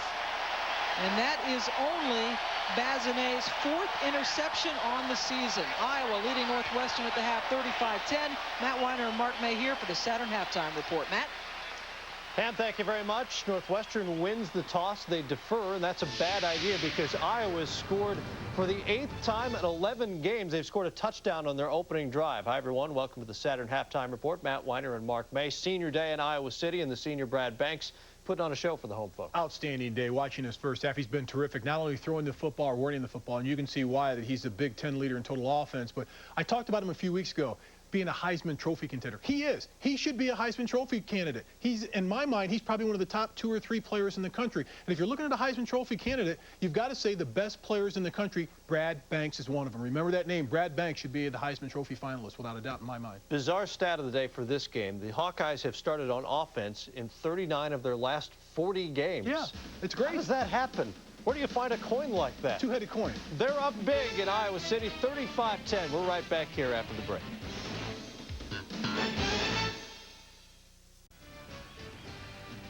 The Iowa River going through the heart of Iowa City as the hometown Iowa Hawkeyes, an impressive 35-10 win over Northwestern. As we have played one half, Pam Ward and Chris Fieldman joining you again from Kinnick Stadium. And Iowa was concerned about not letting down. They knew they're playing a team they should beat, and they certainly have not let down. No, they have not, and they've kind of driven the screws, if you will. And as advertised, the defensive line has been awesome. Brad Banks is awesome. Freddie Russell with his burst. The receivers are catching the ball. Just an outstanding total performance so far by the Iowa Hawkeyes. And Brad Banks, 7 for 7 through the air in the first half, and he did run for 2 touchdowns as well as pass for 2 touchdowns. So maybe the Heisman campaign heats up. Kading, another touchback. So Northwestern will start from its 20.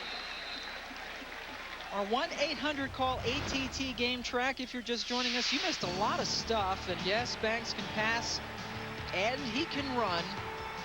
Maurice Brown catching a 40-yarder, also threw a 65-yarder to him, and then a couple of them on the ground for the senior. And on senior day, look at this defense.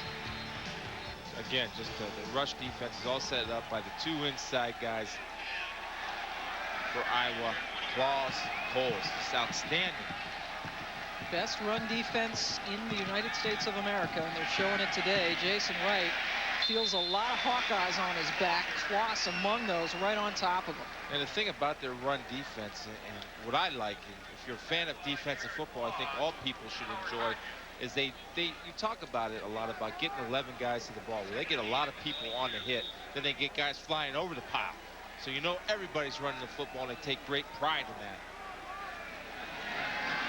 They have done a terrific job, not just today, but all season long. And this time they get a sack. Matt Roth with his 8th sack of the season. That leads Iowa. He's their 5th defensive lineman that they bring in, that they alternate with. Matt Roth, not the overpowering guy, but he played linebacker last year, and they said, well, Matt, you're more of a pass rusher. There he gets his hands inside. He comes with a swing move and finishes the play. Of course, Brett is a little bit limited in his mobility, but Matt would have got any quarterback with that type of move. A nice finish. Well, he was moved from linebacker to defensive end because as a linebacker, he was just a pass rushing kind of guy. And boy, 8 sacks for him. 2 of his teammates have 7. Bazinet on the run and throws it too far in front of his intended receiver. Well, let's go down to Rob Stone. Pam had a chance to speak with both head coaches. We begin with Randy Walker. Hey, his Wildcats have been in this position before. He was very calm, very relaxed. This is just another learning step for his young program. Very happy with the offense, defense. Obviously, he's had some problems. They're just going to simplify things in the locker room and just play straight sets. On the flip side, Rick Ferentz asked him, hey, Brad Banks, how much longer are we going to see this talent? He said he's definitely going to start the second half, but after that, it's anybody's game. Thank you, Rob, as Brian Huffman comes in, just his 2nd punt of the day. That's a skyscraper to Ed Hinkle, who takes it at his 43 and then breaks away. Hinkle, one guy to beat, and he does it. Hinkle takes it all the way for a Hawkeye touchdown.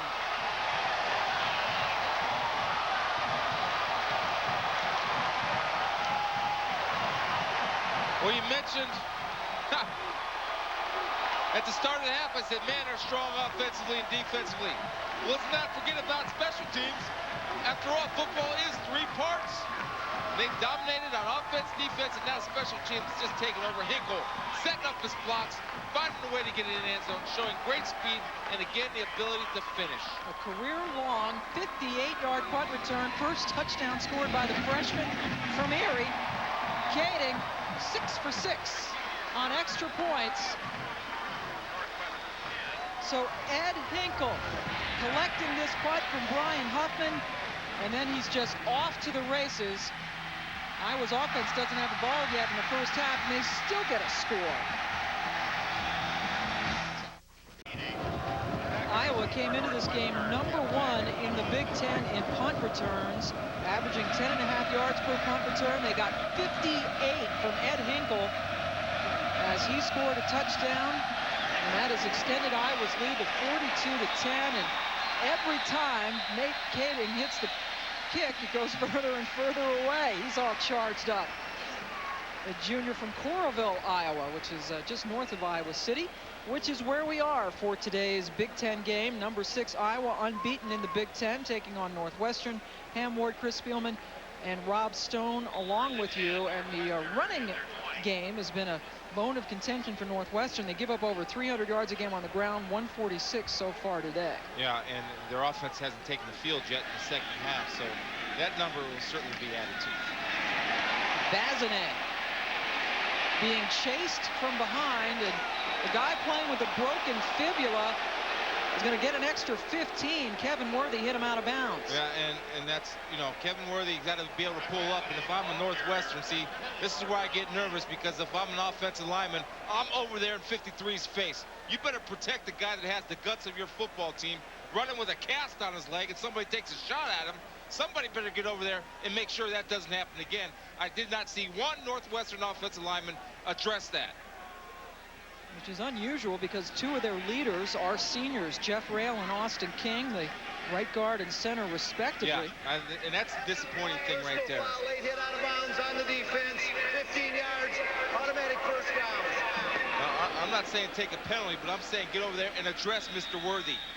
Look, this is your guy. Look, he's playing on a cast in one leg. He takes his shot now, and that happens in football, but you got to stick up for your guy.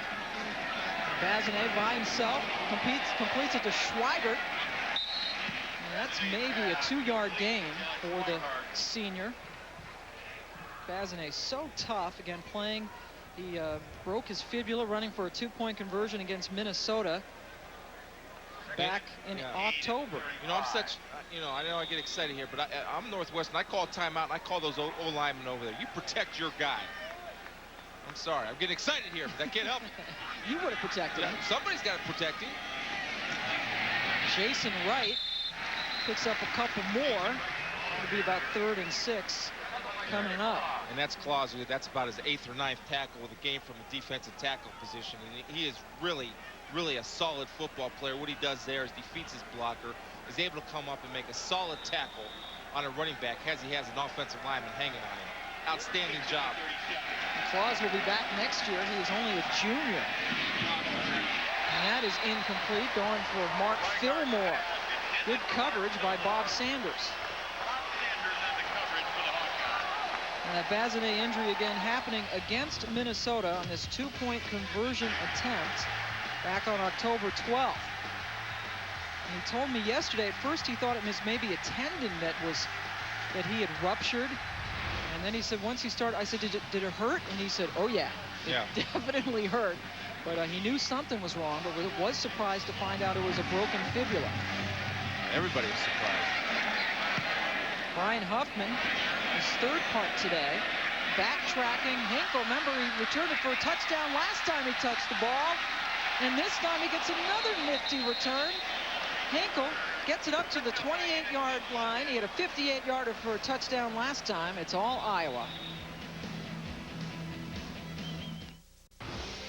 ESPN2's presentation of college football, brought to you by Coca-Cola. Got a little rose to that corncob head. That seems to be a popular item there, corncob head. I'm looking for the butter. Eat that head. It's good. A little salt, a little butter. They're hoping for a Rose Bowl here for this Iowa football team. That is certainly up in the air. Fred Russell was faked to as Banks got it up in the air to Maurice Brown.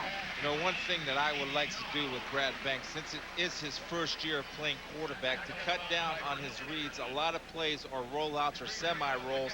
That way he only has to read half the field as opposed to being a straight drop back passer where he has to read the whole field. So they give him 2 options usually on a route, and he delivers the football on time and with some zip. And he delivered it that time to C.J. Jones, his senior cousin from Florida. Picked up 9. Russell gets away from 2 Northwestern tacklers and bowls his way forward for a first down. Vincent Gartaya and Tim McGarrigle were around him. But Russell, again, not a big guy, but he makes people miss. No, he's got great balance. What about this score? Iowa fans rooting like heck for Purdue to win. And it is 3-3 now as they've just begun the second half in Lafayette.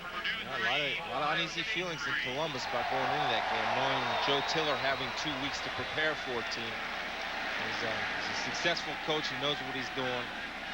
And Ohio State has had trouble with spread offenses this year. Anybody that's run the spread getting a little bit of trouble. Northwestern played him pretty tough. Banks in the air for Brown, and a flag comes down. Mark Roush among those defending. Now this is youth coming up right here. Now Mark Roush does not have an idea of where the football is being thrown, so he's going to go ahead and get to the receiver. Now if you get to the receiver, you read his eyes. If his eyes are big and his hands are going up, you go up for the football. You got to look and lean. You got to play the ball as a free safety. On the defense, 15 yards from the previous spot. automatic first downs. Quickly, let's go to Matt Weiner. Hi, Pam. LSU off to a slow start at Kentucky. They were down 7-0, remember. Tied at 7 just before halftime. Marcus Randall to Devery Henderson. Beautiful grab in the end zone, and so they're up 14-7 at the half. Meanwhile, Pittsburgh still trailing in the third, 19-14 now. If you're Va Tech, you don't want to see Pittsburgh get beat there by Temple or Miami. That's right. That strength of schedule stuff comes into play. The opponents who beat you want them to keep on winning. Banks gets around the corner, is dragged down by McGarrigle, a true freshman from Chicago who has 5 tackles today. Kirk Ferentz says, okay, Brad, you know we're up here 42-10. Be careful. He's going to be careful of the plays he calls. See, I don't call an option there. I don't want that guy getting hurt. I want to get Russell's got to be closing in on 1,000 yards for the season too. Now they want to get him his 1,000 here. Only about a yard or so short of that. We'll keep you abreast of that as he tries to break that 1,000-yard barrier. 2nd and 1. Play fake. Banks up top, completes it to Eric Jensen, the backup tight end from Wisconsin. Appleton, Wisconsin. 8-yard gain. He's like a starter. They go a lot of 2 tight end sets, both your 2 backs and 1 back. But again, showing a good job of going up and catching the ball with his hands. Not the best thrown ball by Brad Banks, but one certainly a good tight end will bring in. And Mr. Jensen says, Chris, I'm a good tight end. I'll bring it in. And he has doubled his reception total this year, as Eric only had 1 catch for 25 yards coming in. Big guy, 6'3", 260. Banks now 9 for 9, Chris, through the air with a couple of touchdown passes. Make it 10 for 10. Dallas Clark, his other tight end, drags folks into the end zone. Touchdown, Hawkeyes.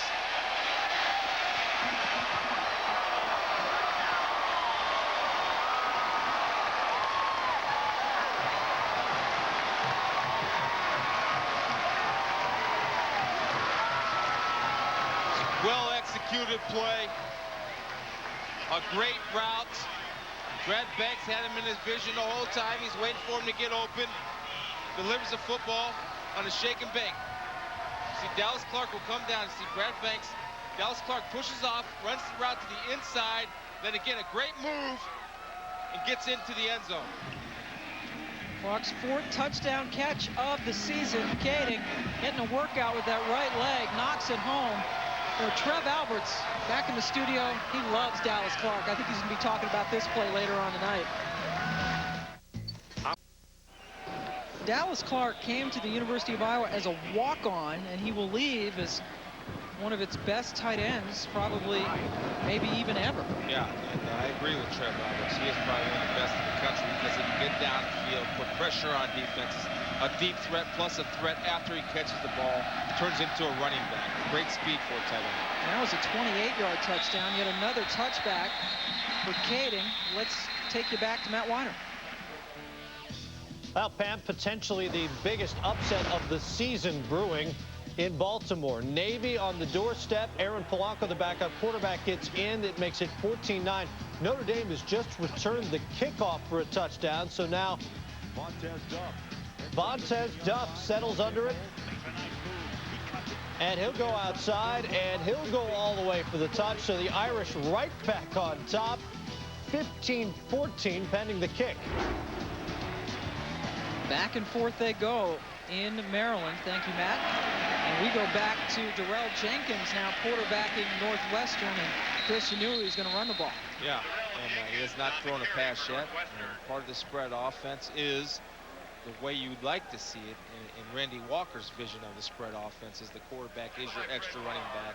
Tight end, 3 wides, 1 running back. Your quarterback becomes like a single wing when you have an effective quarterback. Now, I'd like to see Darrell put the ball in the air. And I'd like to see Randy give him an opportunity to put the ball in the air. Darrell Jenkins is a true freshman from Bolingbrook, Illinois. Now we're going to see him. Nope, maybe.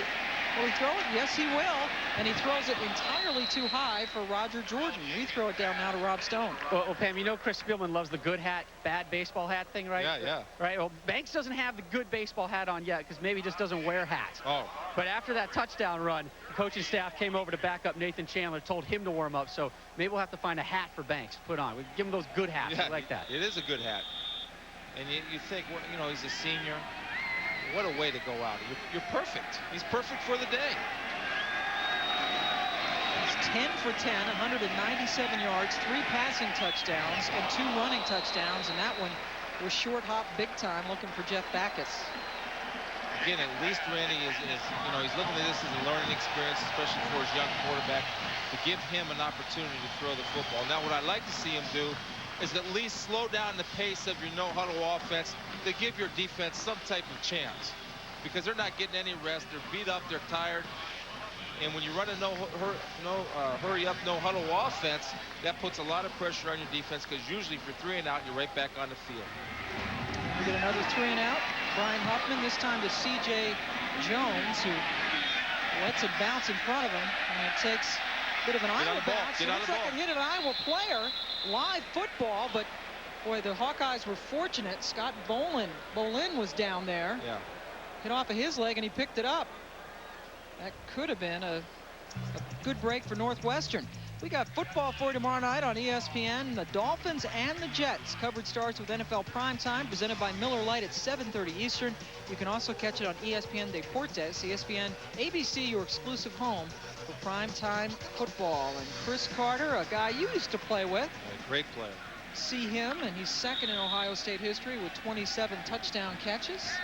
You know who's number 1? Terry Glenn? No. No? All right. We'll let you keep thinking. Brad Banks continues as the quarterback. Gets it to Fred Russell. And with that run, Russell has gone over the 1,000-yard mark for the season. Again, and Northwestern's trying, and it's almost like they're trying to stop Tanks with spears. They really don't have much of a chance right now. We've got to bring 11 people up. Bring them up to the line of scrimmage. He's coming out of the game. And at the cheer, not just for Fred Russell, 1,000 yards, but for Brad Banks, who leaves the field at Kinnick Stadium for the final time. And the senior leaves with literally a perfect game against Northwestern this afternoon. That brings in junior Nathan Chandler, a junior college transfer, who's giving it up to Fred Russell, the 1,000-yard guy. You know, no change of game plan. Again, they're coming up with their 2 tights, 2 wides, balanced formation, checking where the 8th man is in the box. It's a check with me at the line of scrimmage. He'll sit there and yell the direction he wants to go to the play, and they'll run it. There you go, 10 for 10, 197, 3-man. That's efficient, and that's why he's the most efficient quarterback in the Big Ten.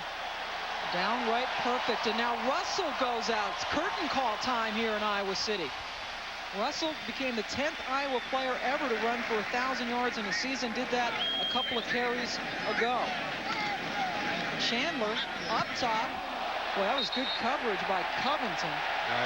Got him a little bit too good. Covington pleads and doesn't get it. He's looking for Clinton Solomon. Yeah, you got hooked him. Did a good job. You got a little hook on him, though. You got to keep the hooks off. Pass interference on the defense, spot foul, automatic first down. He's got his right arm. He hooked him a little bit, turned him around. The right idea. Just a little late on your break. So the receiver with most touchdown catches in a career, not Chris Carter, not Terry Glenn. Joey Galloway. No. Hold on, I'll get it. All right, we're waiting for it, big guy. Russell did come back in after the curtain call and picks up a whole lot more. Finally scooched out of bounds at the 22-yard line, but that's 21 more yards for Freddie. Here's balance and vision. And again, like trying to stop Tanks with spears. There's a good block by the fullback just to kick out. Fred Russell, balance. See that hand go on the ground? That's a drill that you work on. Worried about him holding up during the bulk of the Big Ten season, being so slight of stature. And he's now a strong guy. Not just 1,000 yards on the season, Chris, but 100 yards for this game, his 7th 100-yard game. giving him breaks. Jameer Lewis now is in there. Chandler on the roll. Good catch as Jones got his hands on it. Gathered and then tiptoes down the sideline for the touchdown.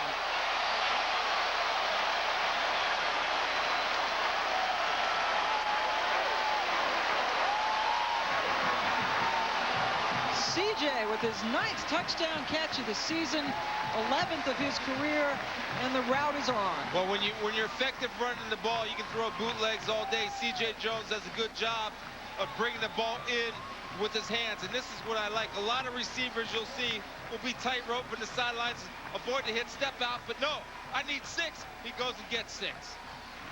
And that is Nathan Chandler's first career touchdown pass here at the University of Iowa. Nate Caden, extra points coming easy to him as Chandler gets his first career touchdown pass for the JUCO transfer, finding CJ Jones, and Iowa has a huge lead.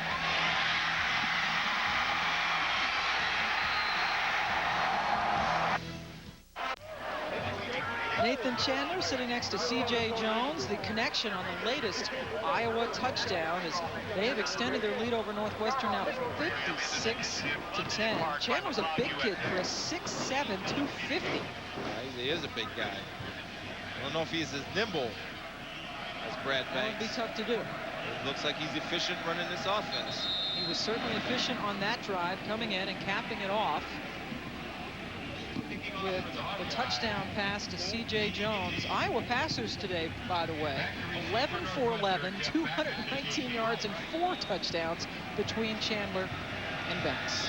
Just a dominating performance. I think Caden, he wants to get one through the uprights on the kickoff. That's his next goal. He's got a nice little wind behind him to get there. 6 touchbacks, make it 7. He's going for his 7th today.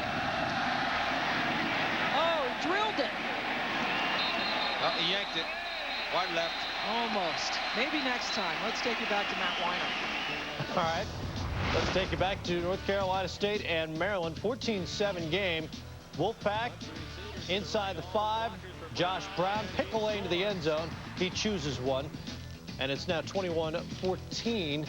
Maryland back in the end zone. Meanwhile, Ohio State and Purdue still tied at 3 apiece. So Ohio State with the ball. The whole state of Iowa cheering on that Purdue team. Not the whole state. I know there's some Cyclones fans out there, but Hawkeye fans certainly want that to happen. Jenkins corralled quickly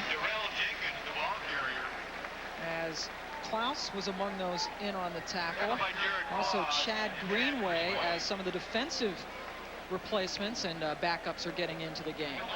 And you notice Parker, the defensive coordinator, he's going to stick with his big guys in the middle because they are the heart and soul of that defense. Holes and Klaus. Claus. As in Santa Claus. Yes.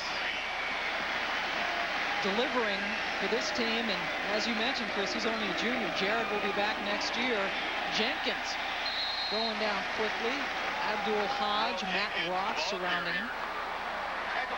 Another thing, too, when you get a new quarterback, he's going to go on the same cadence a lot of times. He doesn't want to get confused. Matt Roth, being an experienced player, understands that, had a great get-off on a snap count. So it's 3rd and 7 as Northwestern tries to keep this drive alive. Still plenty of time left to go in this football game. Only in the 3rd quarter. Jenkins, time, tipped, and intercepted. Jonathan Babineau with the pick. Yeah, Abdul Hodge does a great job of getting his hands up. First career interception for Jonathan Babineau, and you're right, Hodge, the redshirt freshman who just came in, tipped it up. Well, you see Jenkins right here. He's staring his receiver down the whole way. Hodge just moving with his eyes, gets a hands up. Babineau chasing the play, not giving up, hustling. Gets an interception at defensive end. Jenkins is looking right at the receiver the whole way. Goes Babineau. Running down. Making the play. Hands up, guys. Short passes, hands up. Good hustle to the football. You'll make good things happen. Babineau made something good happen by running to the ball. He's only a sophomore, as Aaron Mickens, the backup fullback, gets his first carry. And Babineau is one of the guys that Norm Parker told us is going to be a great player someday. And this is a great thing going on right now, because the whole offensive line is coming off the field together. You take a look at that. That's awesome. They're holding their hands. They've been through the struggles. They were on a 1-10 football team, 0-8 in the Big Ten. They were belittled. They're saying they're the problem. Here they are coming off the field. Their final day in Kinnick Stadium triumphantly. Awesome. As a team, as a unit, that's great. Well, that's a great gesture, isn't it, by Kirk Ferentz. Remember, he used to be an offensive line coach in the NFL and knows how important those guys are. As Jermel Lewis picks up 6, about a yard short of the first down. And this offensive unit, and you mentioned earlier, and it bears repeating, NFL scouts love these guys. Yeah, as a unit, Pam, I've talked to numerous scouts, and on the field before the game, 4 different scouts. All of them brought the point to me. Watch this offensive line, Chris. I said, okay. Then during the week, I was doing some prep work, and they said, Chris, this is the best offensive line, along with Georgia, in the country as a unit. And 4 of them are seniors. 3rd and 2 for this backup offensive line. Chandler pitching it. Lewis is shoved out of bounds at the 5, but he picks up another first down. We pick up Matt Weiner. Pam, Pittsburgh in a bona fide scrap with Temple today. They recover a fumble, take it deep into Temple territory, and then Rod Rutherford finishes it off with a 1-yard plunge. 2-point conversion good, 22-19 there. Ohio State still moving the ball on Purdue at 3-0. Thank you, Matt. Take a look at number 56 here. That's Eric Steinbach, the guard, senior guard, going to play in the East-West Shrine game, and he is definitely projected to be a relatively high pick. He's probably one of the best in the bunch. Lewis on 1st and goal picks up a couple. You know, if you're Northwestern and you're on defense, obviously you're frustrated. You've been kind of getting it handed to you the whole day. The only thing you can do, I've been in games like this, the only thing you can do is keep swinging, keep fighting, keep competing, and let Iowa know that no matter what the score is, we will not quit. We will fight you till the end, and that's what you have to do. That's football. And I don't expect Iowa to call off the dogs either. You're here, you're playing in the Big Ten, you're playing a game. Stop us. We're letting our kids play. That's right. A lot of kids who don't get playing time, especially in Big Ten action, getting an opportunity now. They all want to score. Jermel Lewis, the ball carrier, gets it down to around the 1. It'll be 3rd and goal. I don't know how many bombs you throw if you're Iowa or tricky plays, but you know, you run your offense and let these kids get a chance to enjoy the excitement of playing here in Kinnick Stadium. Lewis has gotten quite a bit of playing time. He did start last week in that win over Wisconsin because of the injury to Russell. As you see the Northwestern guys, the Northwestern Wildcat, trying to come up with answers. He's trying to make some friends with the Iowa fans. There's no reason for them to be hostile towards him today. I think Herky just took him down. 3rd and goal. Chandler fumbles it, and Northwestern gets it back. Well, a prime example of what I was talking about, Pam. These guys aren't going to give up. They're not going to quit. Well, when you cross the lines, you play for real. You just line up and play. Try to win your individual battle. What they're going to do is going to fake the pitch. He's got to secure the football. You don't secure the football. That's Jones knocking it out. He does a good job. Running the option down on the goal line, which I never like because bad things like this can happen. Jones gets his hand in there, knocks it out, then hustles to cover the football. He hit the trifecta. He didn't tackle, cause fumble, recover fumble. That's a trifecta. Great play for the redshirt freshman from Harrisburg, Illinois. His 2nd fumble recovery of the season. That's the good news. The bad news is they gave him the ball inside the 1-yard line. Darrell Jenkins, quarterback. Jason Wright struggles close to the 5. Here's Matt Weiner. Pam, the developing story, Navy and Notre Dame. Middies keep moving the ball, more than 200 yards rushing, and they get 10 of it here from Eric Roberts into the end zone. 2-pointers, no good, but get this, Navy has just recovered a Notre Dame fumble. They are deep in Irish territory again. That deserves a wow, and again, I hate going for 2 points when it's in the 3rd quarter. Get the point. Yeah. Just get on the scoreboard. Hey, broken bone. Notre Dame having a little trouble handling the broken bone. Right. That's a broken bone. That was almost a broken right as Chad Greenway piled him up. And yeah, it's a tough thing to defend, obviously. I mean, you know, Notre Dame coming off that loss. Yeah, you don't see it now. Notre Dame handled Air Force and their broken bone. Beat them up physically, but Navy playing them tough. That says a lot about Notre Dame. How are you going to respond after a tough loss? First time that they've lost, obviously, this season, and under Tyrone Willingham. 3rd and 6 for the Wildcats. Jenkins down in the end zone. No, they're going to say that he was tackled just outside, so no safety. Yeah, that's that might be a mercy call. That might be a mercy call because he was not in control of the defender. The defender hit him, drove him back. Take a look at it now. This is called a dash play. Abdul Hodge does a good job of coming film. Look, he's still up on his feet. He's in the end zone. You know, and still you see the Iowa guys running to the football. Iowa takes a timeout. Brian Huffman, not much room as he's going to be backed up to the very back of the end zone as he comes in for his 5th punt. Well, he took a timeout there for 12 guys on the field. Did Iowa. We got football coming up. 3:30 Eastern time on ESPN. Virginia Tech takes on Syracuse. 7 Eastern on ESPN2. Ole Miss takes on Georgia. Team there trying to respond from a loss. 7:45 Eastern. College football Saturday presented by the U.S. Postal Service. Michigan and Minnesota. For more on upcoming games, log on to ESPN.com. Keyword schedule. Speaking of schedule, here's a look at what the Dogs have. They hope to be in that SEC championship game, and Georgia Tech always a tough one. Yeah, you look at the Ole Miss now. They're playing at Auburn. That's always a good game. Of course, the rival, Georgia Tech, always a good football game. Georgia's 6th, by the way, right now in the ever-important BCS. Yeah, you know, I'm not a fan of that rotating quarterback system that Mark Richt does have down there in Georgia. Didn't work last week, that's for sure. Once beaten teams, records of opponents. You know, one thing about the BCS, the team that it does not count toward the BCS until you play that team, so their record doesn't become a factor until you play that team. Notre Dame's strength of schedule was not strong at all. Clinton Solomon collects it at his own 46.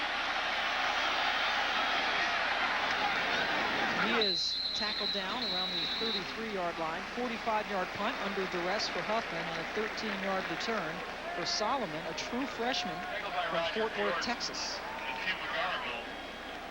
3rd quarter winding down, just 8 seconds left to go. Nathan Chandler fumbled last time he had the football, but no harm, no foul, as Northwestern was not only unable to score, but gave the ball back to the Hawkeyes in very good field position. It's a good chance to get some of your young guys the opportunity to play here. Let them run their plays. Lewis, nice move. Inside, outside, another first down for the Hawkeyes. He is tackled down at the 16. The 3rd quarter now in the books, and Iowa City 56-10 Iowa. The offensive line getting a very well-deserved final curtain call at Kinnick.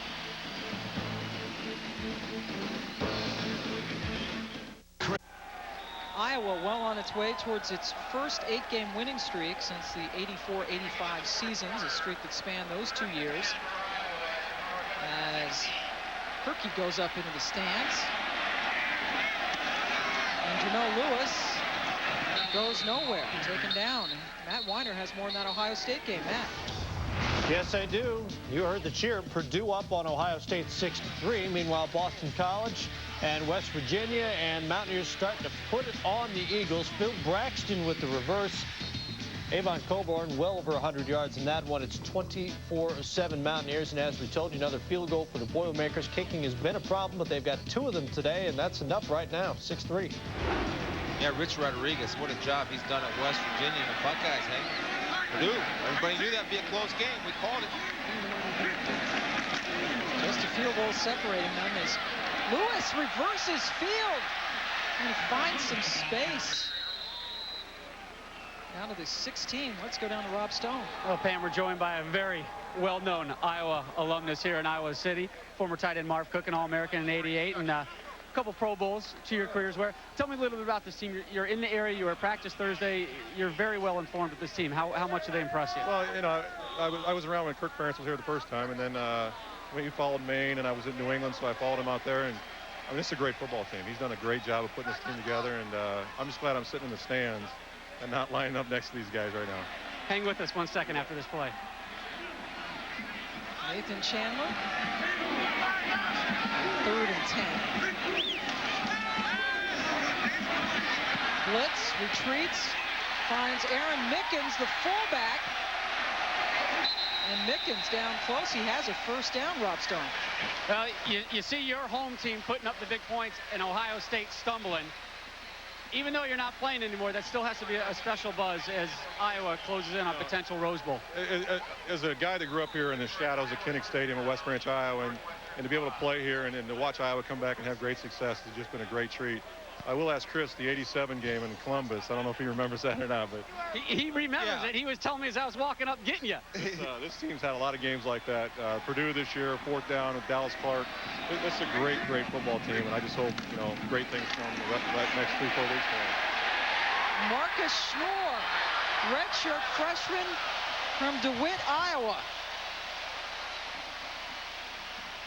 Well, again, you bring in the second-team offensive line, and they're getting their fun. And the enjoyment that an offensive lineman gets is when you're able to run the football. They get the feeling of dominance. There are 5 guys working as a one, like fingers in the glove. Marcus Schnoor, freshman from Iowa, coming in, getting his action. His first career touchdown. And look who's kicking the extra point. It is not their regular kicker, Nate Kading. Nathan Chandler's number. It's blocked. And Northwestern, Raheem Covington can't pick it up on the fly. Lauren Howard, a defensive end by trade, picked it up. So they bring in another guy to kick it. It doesn't quite work, but they're still up by 52. That is a scene of the Iowa River. Some ducks just floating around on a beautiful November afternoon. And that last extra point, by the way, was kicked by Ryan Molinaro, same number as Nathan Chandler. He's listed as a running back. Actually, he didn't kick it. It was blocked. That was his attempt. Now the real kicker, Nate Kading, is back in. Mr. Touchback. See if he can get it through the goalpost this time. Nope, it fades over, but it is yet another touchback. His 8th touchback today, Chris. That's outstanding. It's been a while since Iowa scored at least 60 points, and it was against Indiana, 62-0 back in '97. They did go over the 50-point mark in their season opener, beating Akron 57-21. 97 was back in the old Hayden Fry era. Hayden Fry doing wonderful things with this football team. With the win today, Iowa will go to 10 wins for only the 4th time in its history. Jenkins intercepted by Scott Bolin, his 2nd of the day. Again, there's youth and inexperience coming back. He's on the hash mark. He's trying to throw across his body, back across the field. Now, if you're an experienced defender, you know that ball's going to have less zip on it because of the angle that the quarterback has to throw the ball. Jenkins took a little shot here. Again, he stares down his receivers, and Boylan's just playing center field, breaks on the football. 2nd pick of the day. Does a nice job of breaking down the ball. And again, the zip is off the ball when you have to throw across your body and you throw back to the middle of the field, which you don't want to do on a sprint out because you know that pass defense in pursuit is going to be running to that area. Marcus Schnoor gets it as flags fly. And Scott Bolin, really a terrific story for this football team. A walk-on who lived with different friends and cousins, never really had a place to stay. He said it's not like I was a homeless guy. He just kind of moved around and lived on the kindness of strangers. And he was a limited player on special teams even last year, as we get the call, a face mask. On the defense, holding on the offense, penalties offset, replay the down. He almost quit the football team last year, did Bolin. Yeah. And stuck with it and got a lot of playing time this year. Yeah, people, I think that's smart. I mean, look at all the cash he's saving. He doesn't have to pay rent. He's living with his buddies.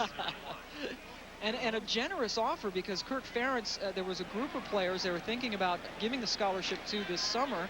Yeah. And he told Bolin that they were going to do the old, number in the hat thing to make it equal. And Bolin said, no, don't put me in. There are guys more deserving than me.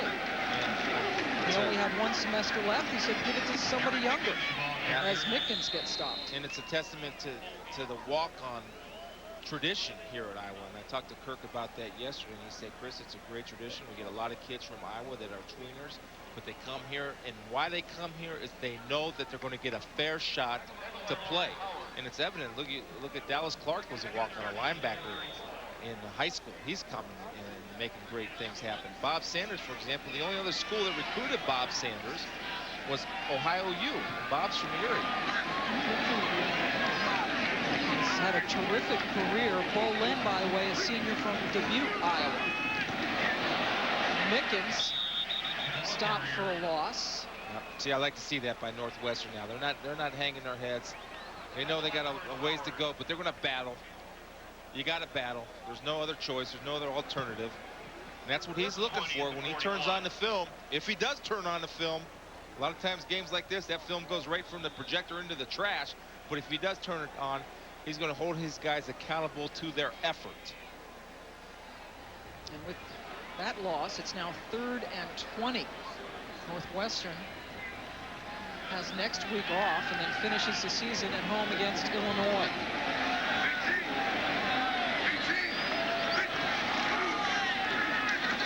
Schnorr, no gain. Lauren Howard making 2 plays in a row for the Wildcats. Let's go back to Rob Stone. Now things getting worse for the Wildcats. To see them checking out Darrell Jenkins, and the head trainer just told me it is now a broken left hand, so they're going to ice it, and he is obviously done for the day. Yeah, so now they have 2 quarterbacks, Chris, one with a broken left hand and one with that broken bone in his leg, and Bazine. Yeah, and they were thinking about redshirt. Yep. Darrell Jenkins. Now they wanted to get him in the ball game. Now obviously lost his red shirt, get him experience. Now they lose that because of the broken hand. So you'll see Stouse next for Northwestern. So he is next in line. 4th and 20. Iowa chewing up a little bit of clock. Just gives it to Schnorr, and Northwestern will take over on downs. And so the quarterback is hurt. We'll see another one when Northwestern comes back. They're down 62-10. It is a good day to be a Hawkeye fan, no matter what age you are, because Iowa's up 62-10, and indeed Tony Stouse has come in as the quarterback. Started a couple of games this year, actually 3. Kevin Lawrence gets the carry, takes it to the 47. We take it to Matt Weiner. Matt. All right, Pam, Maryland and North Carolina State, the Terps staging a comeback, down 21-7 at one point. It's 21-14 when Scott McBride fakes out everybody, including whoever's operating the camera. There he is. He's in the end zone. Game tied at 21. Meanwhile, I predict a groan in Iowa City because Ohio State has just scored a touchdown. They are up 9-6 on Purdue. Thank you, Matt. No groan yet because they have not put it up on the scoreboard. Herron gets hammered at the line of scrimmage. It'll be about 3rd and 2 coming up. Big Ten standings, these are the top 5 teams, the bowl-eligible teams so far, on Iowa and Ohio State unbeaten, but that big loss to Iowa State coming back earlier in the season, and that is the thing that's hurting them right now. Yeah, the other thing to remember now, the Rose Bowl is not obligated to take Iowa if both Iowa and Ohio State run the table. Boy, that would cause some havoc, wouldn't it? Big time. Lawrence does not get the first down. So if Ohio State does indeed get a BCS bid and goes to, let's say, the national championship game, the Rose Bowl could decide to take an at-large team instead of Iowa, which I think is tragic. Yeah, it would be tragic, and because of the relationship between the Rose Bowl and the Big Ten for millions of years. When you think Rose Bowl, you still think Big Ten, Pac-10, and I really think that would be a huge mistake, but you know, it's not mandated that they have to take a Big Ten team. Yeah, and it would be tragic. And we asked Kirk about that yesterday. I said, my guys, we're just going to play. We don't care if we have to play at Bowl in Hong Kong. We'll go to Hong Kong and we'll play. When I'm sure he would take the Rose Bowl over Hong Kong. I'm sure his athletic director would take the Rose Bowl over Hong Kong. And the check. Clinton Solomon kicks it into the end zone and then picks it up. That will be a touchback, so Solomon avoids a big trouble.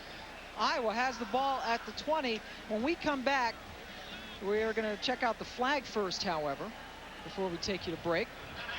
Senior day here in Iowa City. Got a holding against Iowa. Decline it, take the ball. Or Northwestern will decline, excuse me. Holding on the kick, penalized from the 20-yard line. 1st and 10. Pushes him back to the 10. We'll be right back to Iowa. 1st and 10 at the 22. Welcome back to Iowa City, where Matt Bonet has taken over at quarterback for the Hawkeyes, who continue to clear their bench. Kevin Sherlock with that carry. And before we go any further, we had a kind of a trivia question as to Chris Carter, had 27 touchdown catches, #1 touchdown catcher in Ohio State University history, and you did finally get it, Chris. No, I didn't. I said it was not Terry Glenn or it was not Joey Galloway, but obviously, as everybody knows, is David Boston. David Boston had 34 touchdown catches between 1996 and 1990. I must have misheard you before. I thought you were going with Galloway and those other guys. But that's the answer, because people were wondering. Schnorr with that carry, and here's Matt Weiner again. Matt. Well, Pam, still haven't heard the groan in Iowa City. I guess they haven't put up the score that resulted from this play. How about this call? 4th and 1 from the 37, and Ohio State throws it. Michael Jenkins might have pushed off a little bit. He catches it, though, and the Buckeyes up 10-6 with time running out. Wow, that's a gutsy call, huh? And Michael Jenkins coming up with big plays all year, and Craig Prentice stepping up in the pocket, delivering a deep ball. He's done that a number of times this year. 3rd and 5. There was no groan, by the way, Matt. They put it up. I heard a smattering of boos. I think people are just too upset to respond. Schnorr got a yard short of the 1st down. Ohio State on the road at Illinois and then finishing up at home against Michigan. Some of the people here yelling go, but yeah, they want to drive this thing. They want to finish. David Bradley coming in to punt. This is only his 2nd punt today. He had a 35-yarder a long time ago in the 1st quarter. We have not seen David Bradley since the 1st quarter. The drive chart has just been amazing, especially when the ones were in there. This is 1 punt, I think, all touchdowns. Bradley, the sophomore from San Diego. Oh, that's a beauty. Driving Patrick back to his 15. Flags are down as he's dropped right away by Scott Bolin. A lot of flags now. Bolin earning his Hawkeye on his helmet there. Throughout his career as a special teams player, this year got a shot to be the nickel back. And certainly come up big today from that position with 2 picks. Pushing it back on the receiving team. Half the distance. 1st down. Northwestern pushed back to its 7. That's where Randy Walker's team will take over. We'll be back. ESPN2's presentation of college football, brought to you by the exciting lineup of Suzuki products, all proud presenting sponsors of the Heisman Trophy, and by new Campbell's Chunky Roasted Favorites, hearty soups that fill you up right. The Northwestern flag flying over Kinnick Stadium. Northwestern giving up 62 points this afternoon, the most points they have given up since the 2000 Alamo Bowl when Nebraska beat them 66-17. Stouse retreating, and he's fortunate that was not picked off. Iowa guy was the closest one, and we have time now after seeing Brad Banks to look at Chris's Heisman candidates. And this guy's my new guy on the list. He jumped up on a lot of people's list, but you take a look at Chris Brown, probably the best running back in the country. Ken Dorsey, obviously undefeated as a quarterback. Guy that snuck on the scene, Willis McGahee, really a top-notch running back from Miami. And, of course, Byron Leftwich, who could not remember what he did last week with his offensive lineman carrying him down the field after going to the hospital to get x-rays. Lawrence picking up 4, and we pick up Matt Weiner again. Matt. Well, Pat, Pittsburgh having all sorts of trouble with that pesky Temple squad today. Tied up at 22. Mike McGann back to pass. They get to him, and there it goes. Quan Harriet scoops it up and scores it. The flag was on the offense. We'll get to this game on College Game Day now after your game is done. Wow, what a way to score for Pittsburgh. Stouse. It's bounced up in the air off the hands of Jeff Backus. Speaking of College Game Day Now, which Matt Weiner did, promoting himself. That's Matt. College Game Day Now, presented by Acura, is indeed coming up next on ESPN2 with Matt and Mark May, the Pittsburgh Mark's guy. Mark's got to be getting nervous right Mark's now watching that a little bit. Yeah. Matt, by the way, went to Missouri, so he's been kind of quiet this year. He's got a good quarterback. Let's wait for basketball season. Quinn Snyder, right? Yeah. Great year last year for them. Some people thought they didn't deserve to make the tournament, and then they did well in the tournament as Huffman punts it away. Quentin Solomon, another good hang time for Huffman. Solomon runs by a couple of guys and then is bent backwards. Yeah, he took a shot. Ashton Akins, one of those shots. Let's take it down to Rob Stone. Rob.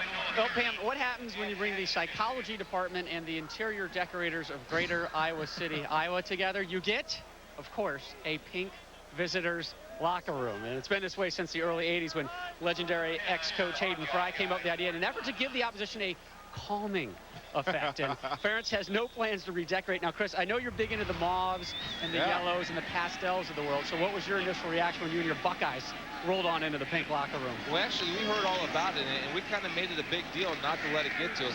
And it didn't, because when we played here, we only played here once in my 4 years.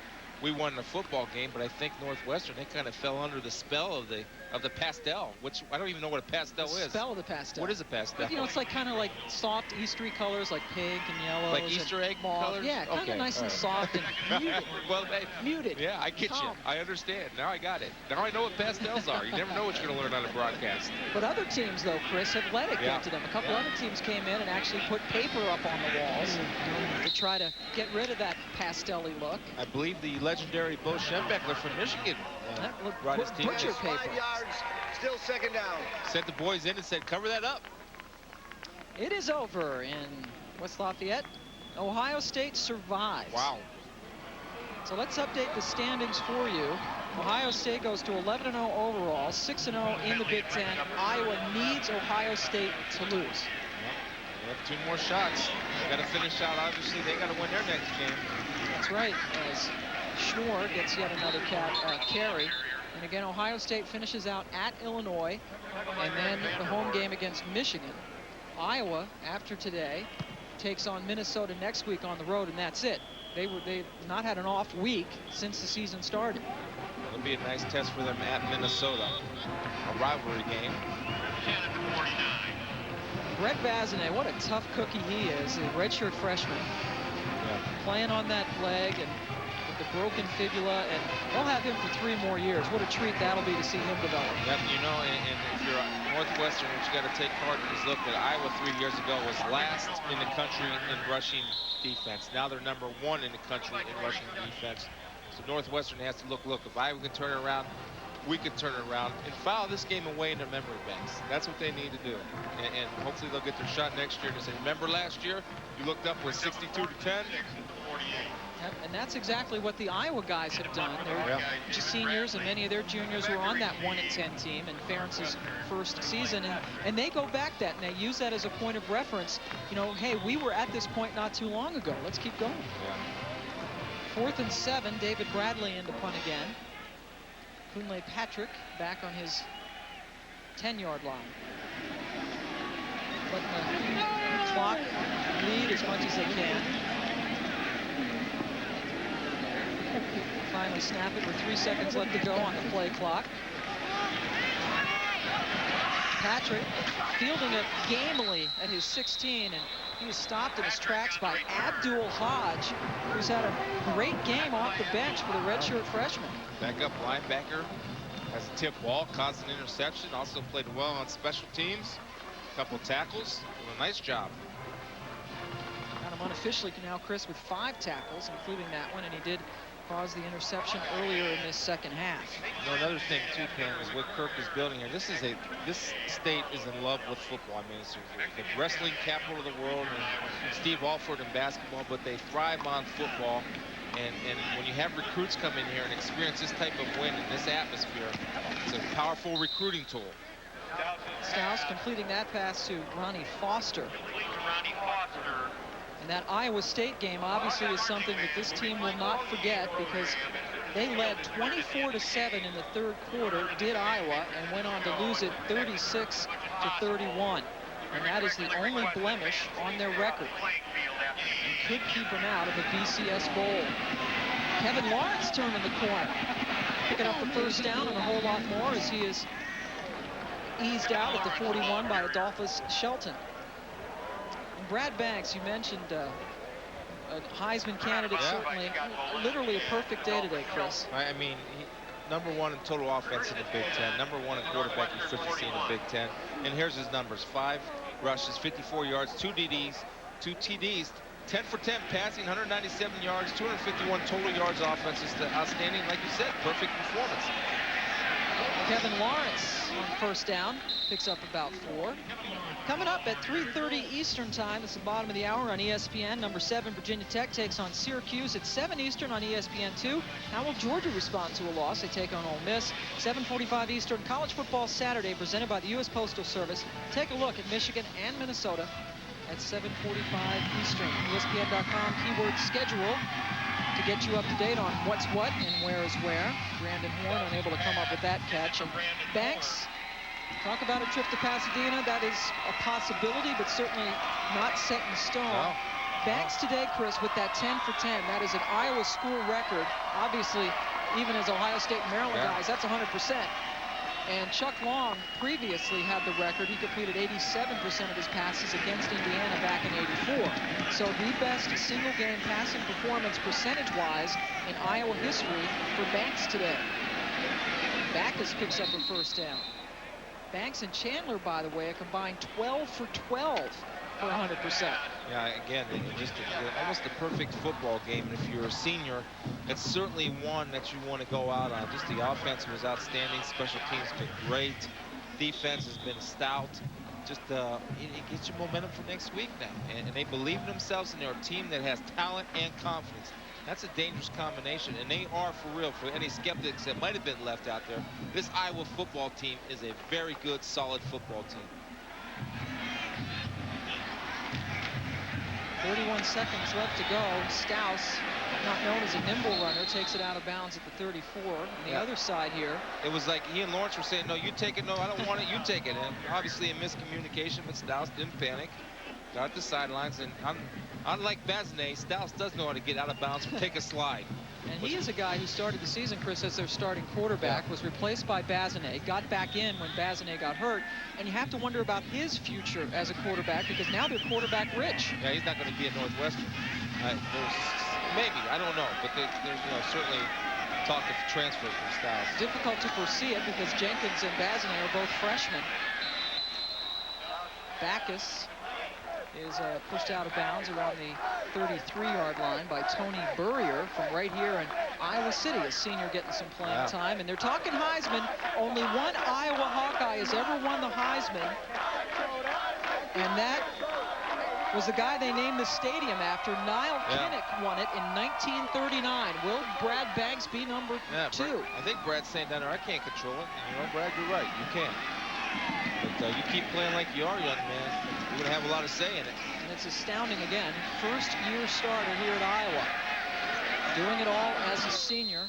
Kevin Lawrence goes out of bounds, and the fans are booing. They want the clock to go down. It's down to 11 seconds. They got a little tailgating to get to. A lot of people started. There's some corn out there cooking.